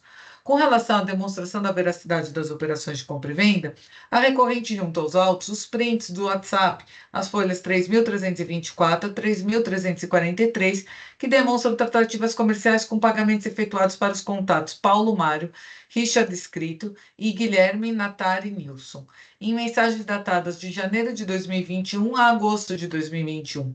Em suas razões recursais, a recorrente aduz que as tratativas são realizadas de maneira informal, com o respectivo representante comercial do fornecedor, através do WhatsApp, ou ligações, já que, de início, as cargas são enviadas para verificação de qualidade dos grãos aos adquirentes, que no momento da checagem poderão permanecer ou não com a mercadoria.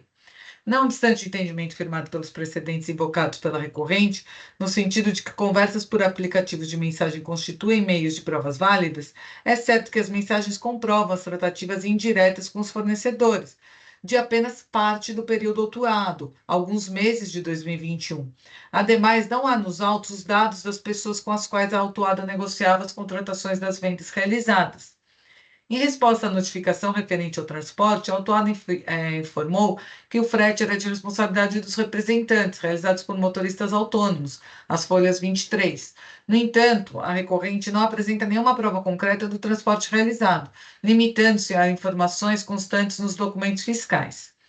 Em relação à comprovação da verificação de regularidade fiscal do seu parceiro comercial, nota-se que a recorrente não junta aos autos tela do Sintegra, ou qualquer prova que evidencia que tomou as precauções adequadas antes das operações.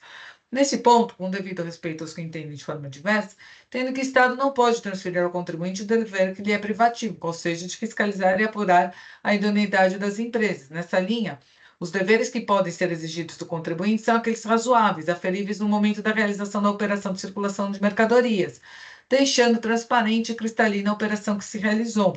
Desse modo, demonstrar se efetivamente as empresas exercem suas atividades no endereço que consta em seus cadastros não é tarefa do particular, mas do órgão de fiscalização, pois esta constatação depende de diligência aos respectivos locais, o que, evidentemente, é inexigível que seja feito pelo contribuinte em cada situação em que comercialize ou adquira mercadorias. Apesar disso, é fato que bastava a recorrente trazer aos autos evidências concretas da operação mercantil, tais como os comprovantes de pagamento à empresa, extratos bancários, e-mails que evidenciassem a negociação, pedidos de compra, contratos, faturas, boletos, dentre outros, para afastar a presunção do fisco. É evidente também que deve o contribuinte saber com quem transacionou, pois é com ele que sofrerá as consequências de sua incúria ou negligência, de seu agir culposo ou doloso, conforme está demonstrado. Como terceiro requisito para a comprovação da boa-fé, é necessário que o contribuinte comprove a existência de pagamento às empresas cujos documentos fiscais foram declarados inidôneos.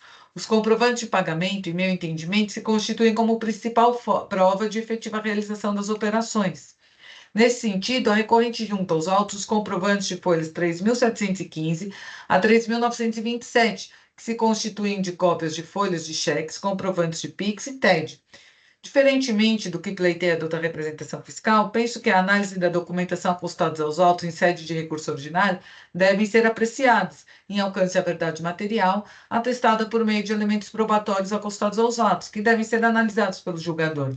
Assim, as folhas 6.608, a recorrente acosta também extrato de lançamentos, referente a pagamentos efetuados nos meses de janeiro e março de 2019, ou seja, mais uma vez, sem contemplar todo o período autuado, qual seja os meses de janeiro, fevereiro a dezembro de 2019, janeiro, maio, junho, julho, agosto e setembro de 2020, março, abril, maio, junho, julho, agosto e dezembro de 2021 e janeiro de 2022. Não foram apresentados comprovantes de pagamento para as notas fiscais 16.477, 16.771, 16.772. Além disso, os comprovantes PIX e TED disponíveis indicam terceiros como os favorecidos, conforme se verifica das folhas 431 e 3.789, 502 a 503 e 3.924 e 3.925. Em seu recurso ordinário, a recorrente alega que, através dos comprovantes de pagamentos anexos, é possível identificar com precisão o sujeito favorecido que recebeu tais valores, isso é, que os pagamentos foram feitos aos remetentes das mercadorias conforme indicados nas notas fiscais, evidenciando a veracidade das operações mercantis, não havendo que se falar em precariedade. A recorrente destaca que, para 6 notas fiscais que acima mencionei, não foram apresentados comprovantes de pagamento aceitos pela autoridade fiscal, que desconsiderou cheques e comprovantes pagos em contas de terceiros. Argumenta que essa análise limitada a 6 de 62 notas fiscais é insuficiente para questionar a veracidade das operações ou negar a boa-fé do contribuinte em todas as notas fiscais. Todavia, em minha compreensão, não restou caracterizada a efetividade das operações em razão da apresentação apenas parcial dos documentos descritos na jurisprudência estadual como pertinentes a se comprovar a boa-fé, nos termos denunciados da súmula 509 da STJ. Assim, para comprovar sua boa-fé, o autuado recorrente deveria fornecer o conjunto robusto, incluindo todos aqueles documentos já mencionados. Além disso, seria necessário apresentar todas as evidências de transporte, etc., também já mencionado acima. É exatamente nessa perspectiva que se torna rigoroso observar os precedentes desse egresso tribunal e os documentos considerados para a comprovação da boa-fé do contribuinte em casos análogos. E aí eu trouxe alguns julgamentos recentes aqui do tribunal. E a questão da totalidade, né, da documentação especificamente. Mais recentemente, em julgamento de recursos ordinários dessa mesma matéria, sobre minha própria relatoria, restou consolidado o entendimento referente à documentação capaz de infirmar o trabalho fiscal e comprovar ou não que a autuada agiu de boa-fé. E aí também eu trouxe alguns documentos que julgamos aqui em conjunto na Câmara. Feitas essas observações, em estrita consonância com a jurisprudência assentada deste egresso tribunal, não é possível sustentar a tese da boa-fé invocada, pois ausente evidência cabal que demonstra a transparência da operação, atraindo a aplicabilidade do artigo 136 do CTN. Desse modo, é patente o descompasso da situação fática probatória da ausência de provas concretas com a tese arguida pela recorrente, porque não demonstrada a regularidade da operação comercial e tampouco a transparência dos pagamentos realizados. Além disso, nos termos dos precedentes acima invocados, não existe presunção de meia boa-fé, de forma que a autuada cabe a observância de todos os requisitos, por meio de provas para configurar sua boa-fé objetivamente. Atendidos parciais ou ausência de elementos probatórios, tornam a pretensão da recorrente insuficiente. Em relação à retroatividade da declaração de idoneidade nas notas fiscais, destaca-se que essa possui um caráter meramente declaratório, sem influenciar na validade do documento fiscal irregular, independentemente de sua publicação ou do momento em que ocorra. Assim, o documento é nulo desde a sua emissão e a idoneidade é evidente devido à falsidade contida no documento fiscal. Este entendimento sobre a natureza meramente declaratória do ato administrativo, que declara a inidoneidade dos documentos, é adotado sem ressalvas pela jurisprudência deste egresso tribunal, conforme se observa nos julgados abaixo. Isso porque, segundo o artigo 10 da Portaria CAT 162 de 2008, a norma que regulamenta a emissão da nota fiscal eletrônica do documento auxiliar da nota fiscal eletrônica, saliente-se que a emissão de uma nota fiscal não garante a idoneidade do documento, nem comprova a efetiva realização da operação. Vejamos. Outro sim, a recorrente afirma que a multa imposta tem efeito confiscatório. Alega que o valor é exorbitante e constitucional e que fere os princípios constitucionais do não confisco, da proporcionalidade e da razoabilidade. Todavia, tal afirmação não encontra respaldo na legislação em vigência, posto que a multa aplicada guarda proporcionalidade com os danos causados ao Estado. Isso porque a capitulação da multa se deu em conformidade com o artigo 85 da Lei 3.6.374 de 89, não havendo razão para o cancelamento das exigências fiscais em questão, uma vez que ocorreu uma infração à legislação tributária. Eu transcrevo os artigos. Ademais, o pedido de cancelamento da multa pela autuada não deve ser acolhido, uma vez que o órgão julgador está impedido de afastar a aplicação da lei por alegação de inconstitucionalidade, salvo nas hipóteses previstas no artigo 1 e 3, nos incisos 1 e 3 do artigo 28 da Lei 13.457 de 2009. Vale ressaltar que, neste auto de infração, foram identificadas 8 acusações referentes ao recebimento de mercadorias acobertadas por documentos fiscais inidôneos emitidos por diversos fornecedores em situação irregular. Este cenário evidencia que a autuada tem incorrido repetidamente em práticas infracionais, ao manter relações comerciais com fornecedores regulares. É igualmente improcedente o pedido para apresentação de novas provas ou conversão em diligência, embora o artigo 82 do Decreto 54.486 de 2009 preveja a possibilidade de apresentação de provas. O artigo 83, seu caput, determina que as provas devem ser apresentadas junto com o auto de infração e a defesa, exceto em caso de força maior ou ocorrência de fato superveniente. Assim, o momento processual para a juntada de novas provas já se encerrou, e não foi apresentado nenhum motivo de força maior ou fato superveniente que justificasse a inclusão tardia de documentos. Dessa forma, qualquer intenção de realizar uma nova diligência para esse fim se encontra prejudicada.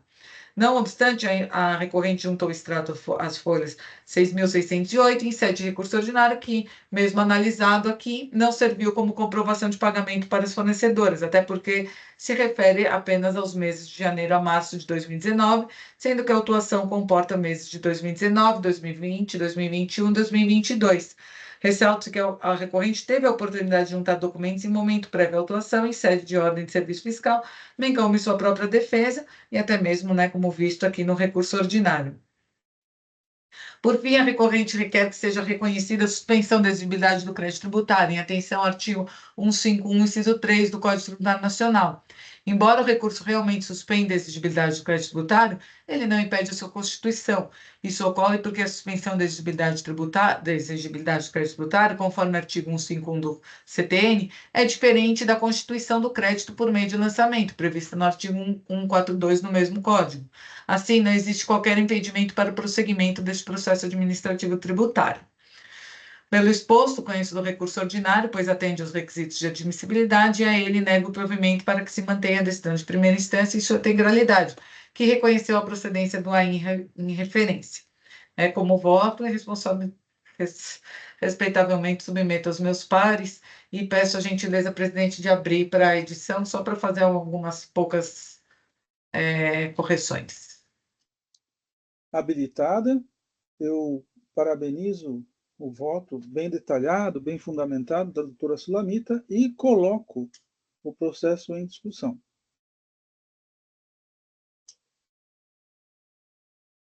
Presidente, parabenizo a doutora Sulamita pelo excelente voto, mais uma vez. Doutora Sulamita, a doutora não está considerando a boa-fé porque entende que não foram apresentados documentos para todo o período, é isso? Mas que para alguns períodos... Para todo o período, e mesmo assim teve documentos que não foram apresentados, não só o do pagamento não foi apresentado, mas, por exemplo, teve pagamentos que foram para terceiros, e aí não perfeito. teve nenhum documento de cessão de crédito, nada do tipo que eu poderia até aceitar, eu já aceitei. Por exemplo, comprovante de pagamento com extrato bancário para terceiros, mas onde tinha comprovante de cessão de crédito, enfim, mas aqui teve para terceiros sem nenhuma prova do tipo. Perfeitamente. Parabéns, vou acompanhá-la integralmente. Eu aproveito para registrar que vou acompanhar a doutora Sulamita, principalmente porque ela diz que, vamos supor, mesmo que tivesse sido apresentado o comprovante de pagamento, também faltou muitas informações sobre o transporte, né? Eu entendi que não teve nenhuma informação sobre o transporte. Não, só os documentos fiscais. Então, a minha dúvida, eu entendo, quando a doutora fala de boa-fé parcial, eu entendo o seguinte, realmente e sempre defendi isso, há uma cumulatividade de requisitos, e o pagamento é um deles, entendeu? Mesmo, por isso que eu já votei assim, acho que vocês conhecem a minha posição, mesmo que os pagamentos estejam ok, mas para confirmar a veracidade das operações, o pagamento não é suficiente, mas ele é uma prova importante. Para mim, normalmente, o meu entendimento, vocês também já sabem que é o mais importante, é ter esse pagamento realmente, ter todos os registros das notas fiscais, a comprovação de que foi registrada a entrada das mercadorias, enfim, tudo que aqui também nem está em discussão, porque foi exatamente o recebimento e a estocagem, né? Só para esclarecer, presidente, doutora Sulamita, é porque quando a doutora Sulamita fala em boa-fé parcial, né? Eu entendi incorretamente, é porque a Câmara Superior reviu o posicionamento para considerar a possibilidade de boa-fé em períodos específicos e não no total mas como a doutora Sulamita bem apontou, não foram apresentados sequer para algum período as documentações completas. Então, não tenho nenhuma objeção e vou acompanhar integralmente.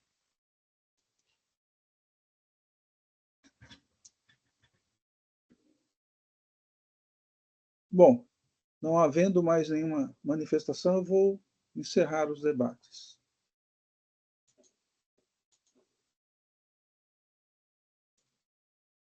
Verificando o quórum.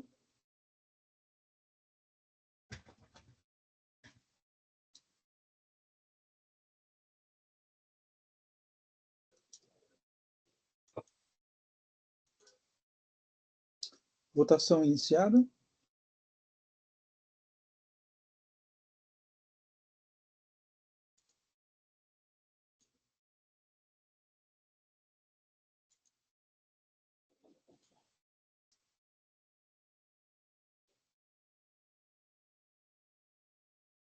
Votação encerrada. Então, no processo 5035.159, Cerealista Nova Granada, Limitada, o recurso ordinário foi conhecido e não provido nos termos do voto da relatora, doutora Sulamita, votação unânime. Com isso, estou encerrando o julgamento. Ok? Então, passamos agora ao próximo processo, 5036.120, WMB Supermercados do Brasil Limitada. Não há pedido de sustentação oral, o processo é de minha relatoria, então eu passo, o voto já estava disponível, e eu passo a leitura, já do item 9, o AIN trata da acusação de efetuar, em hipótese não permitida pela legislação, transferência de crédito ICMS. Referidas transferências são indevidas uma vez que, embora efetuadas a título de ressarcimento do ICMS-ST, não se constata na escrituração fiscal da emitente nenhuma contrapartida a débito do imposto que embasassem tais transferências, nem tampouco lançamentos na apuração do ICMS decorrentes de créditos relativos a valores apurados a título de ressarcimento do ICMS-ST, relacionados aos períodos informados, nos campos de informações complementares das notas fiscais eletrônicas de transferência, ou seja, a emitente efetuou tais transferências, mas não consta em sua escrituração fiscal nenhum lançamento de valores apurados a título de ressarcimento do ICMS-ST, nos termos da Portaria CAT 42 de 2018, sejam de operações próprias, sejam as de substituição tributária. Eu conheci do recurso ordinário, porque presentes os requisitos para sua admissibilidade, o contribuinte autuado efetuou transferências de crédito no montante de tanto, no período de tanto, através das notas fiscais eletrônicas, número tal, a destinatária nela especificada, estabelecida da empresa tal, conforme se comprova pelos extratos nas quais se constata que tais transferências foram efetuadas a título de ressarcimento do ICMS-ST apuradas pelo emitente nos termos da Portaria CAT 42, 2018. Não foi constatada na escrituração fiscal nenhum lançamento dos valores apurados a título do ressarcimento do ICMS-ST, objeto da emissão das referidas notas fiscais. Não constam, no período de emissão das notas fiscais, nem em nenhum anterior a essas, lançamentos de registro de valores a título de ressarcimento do ICMS, que, se fosse o caso, deveriam ter sido efetuadas nos termos da Portaria CAT, né? Não há indicações dos códigos de vistos eletrônicos nem de eventuais avisos de acolhimento de arquivos de apuração do ressarcimento previstos na portaria CAT, nem quaisquer valores lançados a título de crédito em sua GIA, operações próprias do mês tal, ou mesmo em períodos anteriores. Ou seja, o emitente não indicou a origem dos créditos transferidos, contrariando as disposições do parágrafo 2º do artigo 2º das disposições transitórias da portaria CAT 42, 2018, caracterizando, por consequência, a falta de lastro de materialidade na escrita fiscal do emitente que amparasse a transferência de tais montantes à destinatária a título de ressarcimento do ICMS-ST. Se tais transferências foram efetuadas, houve, por parte do autuado, o descumprimento das disposições do artigo 270, inciso 2, artigos 2º e 7º das disposições transitórias da portaria CAT 42/2018, ou seja, o emitente efetuou tais transferências, mas não consta em sua escrituração fiscal nenhum lançamento de valores apurados a títulos de ressarcimento. Pelo relato acima, a infração foi plenamente comprovada através das cópias dos DANFs de transferência, registros da EFD Operações Próprias e Substituição Tributária, guias de apuração do ICMS e ICMS-ST e notificações fiscais. Do exame dos autos, não se verifica qualquer nulidade na constituição do crédito tributário, uma vez que, seguido rigorosamente as previsões disciplinadas no CTN, na lei do ICMS e no RICMS, tendo sido oportunizado ao recorrente o livre exercício do contraditório e ampla defesa, com a possibilidade de apresentação de provas, inclusive antes da lavratura do AIM. Pode-se facilmente extrair do AIM a matéria tributada, inclusive no que se refere à valorização qualitativa e quantitativa da situação fática que determinou a acusação e a incidência tributária com informações precisas, minuciosas e suficientes para compreender a natureza e circunstância motivadora da infração que fora imputada com a indicação dos dispositivos capitulados pela fiscalização, como violados pelo recorrente, os quais guardam total nexo e coerência com a acusação. Por todo exposto, rejeito a alegação de nulidade do lançamento por irregularidade na fundamentação legal, contrariamente ao artigo 142 do CTN, que consta as folhas tais do recurso ordinário. Quanto ao mérito, o recorrente às folhas tais reconhece o fato de que emitiu as notas fiscais de transferência referidas na autuação fiscal sem ter declarado nas guias os respectivos valores, o que acabou gerando a falta de identificação de contrapartida para a referida transferência, ocasionando a presente acusação. Não socorre ao recorrente a alegação de que tentou realizar a retificação da escrituração fiscal do período com a devida indicação dos valores apurados a título de ressarcimento, inclusive postulou pela dilação de prazo para os devidos ajustes, porém não teria conseguido concluir seu intento em face da inviabilização pelo sistema da Secretaria da Fazenda. É dever do contribuinte executar a escrituração fiscal corretamente e antes de qualquer procedimento fiscal. Portanto, correta a decisão de piso quando afirma que o contribuinte poderia ter se socorrido do Instituto da Denúncia Espontânea, previsto no artigo 138 do CTN. O contribuinte resolveu agir somente após ser notificado a corrigir sua escrita fiscal, o que impossibilitou realizar a retificação de sua escrituração fiscal. Foi demonstrado que o contribuinte não estava autorizado a efetuar o ressarcimento do imposto retido por substituição tributária, com a dispensa da prévia comprovação da apuração dos valores a serem ressarcidos, muito menos sem a respectiva escrituração fiscal que demonstrasse o direito ao ressarcimento. A emissão de nota fiscal eletrônica deveria ser previamente visada pelo posto fiscal, sendo a comprovação da correta apuração dos valores a serem ressarcidos feita posteriormente. E tal comprovação não foi feita, a despeito das notificações fiscais. Não se trata de mero descumprimento de obrigação acessória, uma vez que envolveu crédito do imposto cedido a outra empresa sem a respectiva escrituração e sem autorização nos termos dos artigos 2 e 7º das disposições transitórias da Portaria CAT 42/2018.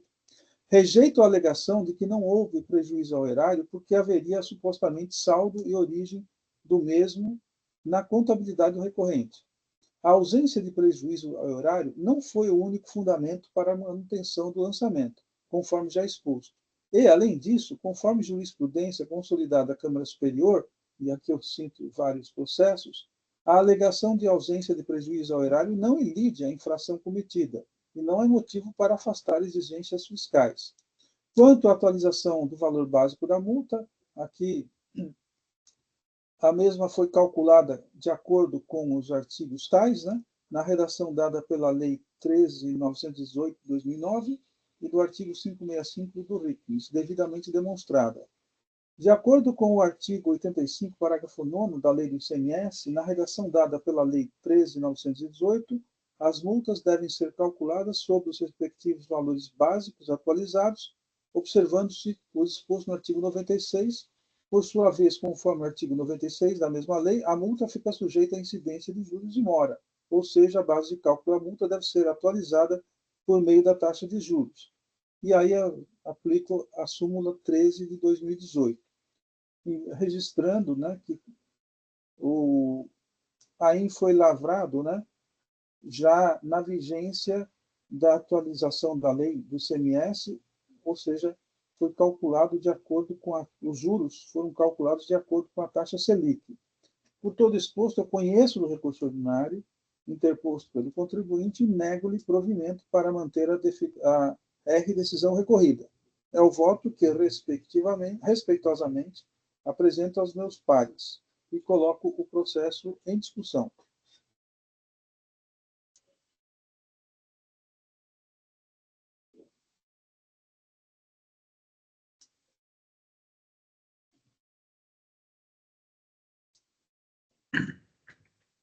Presidente, o contribuinte ele questiona a aplicação da taxa Selic com relação à atualização da base da multa?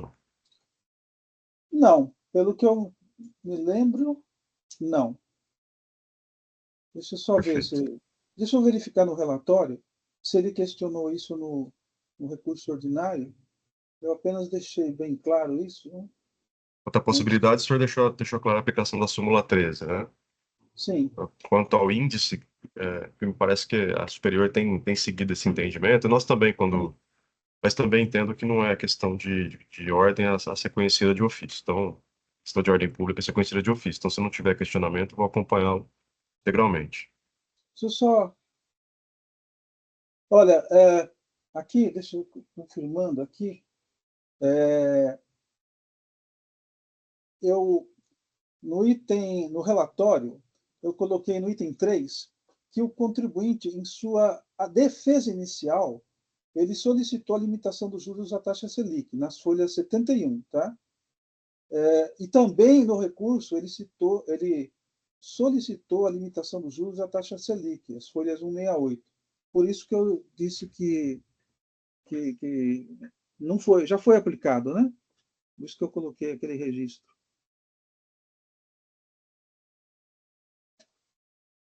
Ele pede a limitação da Selic, eu estou lendo aqui o recurso ordinário, e aí ele contesta também o termo inicial para o cômputo da correção da multa. Certo. Termo inicial para cômputo. Perfeito. Então, vou parabenizá-lo, presidente. Vou acompanhá-lo. Ok. Também vou acompanhar, presidente. Tá. Também, acompanho o relator. Então, vou encerrar os debates.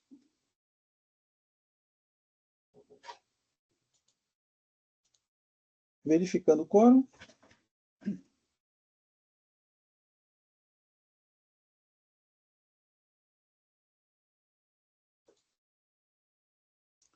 Votação iniciada.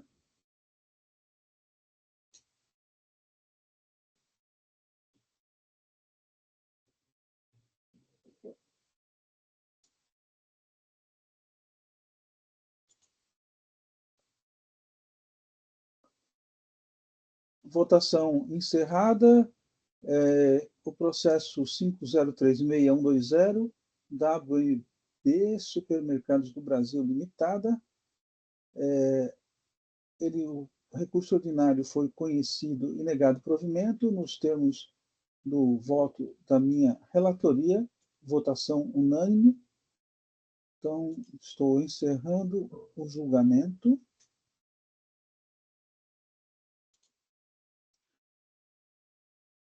E com isso eu declaro encerrada... Presidente, uma questão de ordem com relação à pauta, consta como citação oral realizada na Axcor Cosméticos. E parece que ficou consignado que ele teria a oportunidade de realizar em um momento posterior. Não, mas se você olhar... Ou é pedido de sustentação oral isso? Sustentação oral adiada. Clica lá. Na ata? Tá, beleza, tudo bem. Só... Não é na ata.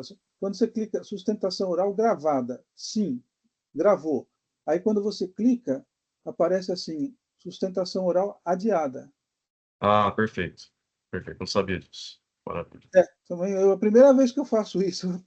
Fiquei pensando, Tá o botão que tinha era adiada, né? Perfeito, presidente. A gente vai... É a primeira vez que eu faço. E Desculpa a aí... interrupção. Porque isso normalmente a gente adia, né, que é muito comum no superior, quando o relator traz o voto e já se pede um voto de vista, né? Aí a gente já adia normalmente, né? Nesse caso, como nem se proferiu o voto ainda, né? Então, mas eu entendo que, tendo em vista, digamos assim, a especificidade, né, da questão, eu acho prudente adiar a sustentação oral. Bom, com isso, eu declaro encerrada a sessão do dia 14 de novembro de 2024 e peço ao Oswaldo terminar a gravação.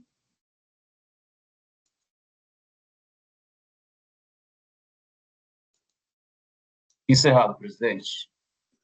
Muito bem. Então, agora nós temos realmente um processo que lembra muito, eu não sei